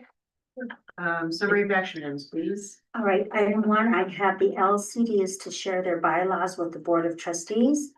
Item 2, board direction is for staff to determine if the SANA proposal is viable, a potential RFP, and a way to potentially fast track the project. Item 3, the Board of Trustees supports a letter of support for the watershed and the beaver grant. Wasn't sure of the terminology. Item 4, a future agenda item on policy for letters of support. Next, ordinance 1203 is to be renoticed when the applicant is ready to proceed. Then I have ordinances 1204 passed on second reading with amendments. Ordinance 1205 passed on first reading. Ordinance 1206 passed on first reading with amendments. Ordinance 1207 passed on first reading with amendments. Ordinance 1208 passed on first reading. Staff is to notify the community of future rate increases. And next, ordinance 1209 passed on first reading. Resolution 2025-82 also passed. Next, I have the Parks and Rec Commission. Is going to help to coordinate the Dark Skies Initiative, and the board would like a future workshop on that. Next, I have board consensus is staff is to spend time to work with the Lions Creative District on options, including potentially the revolving loan fund. And last, I am to notice the Senator Marchman meeting and send an e-blast. I don't have anything more. I think we just need to, don't call it a dark sky initiative. That's a whole different Okay. project. This one is gonna be the Urban Night Sky Place. Coalition, okay, or Well, that's a separate, the Coalition of the Stars is different. But this isn't the dark sky initiative, it's a whole nother group, so I can work with you on that in minutes, but okay. that is, that's all I have as well. Thank you, Attorney Diven. Yep, I Anything? didn't have anything else. I already said in the 2 ordinances that were amended, so. Yep, I got him. Thank you. Great. Right, is there a motion to adjourn? So moved. Is there a second? Okay, The motion passes unanimously. thank you, everybody. Thank you. 9:56. Close. Good night, Brandon. Have a good night. Good night. Yeah. You.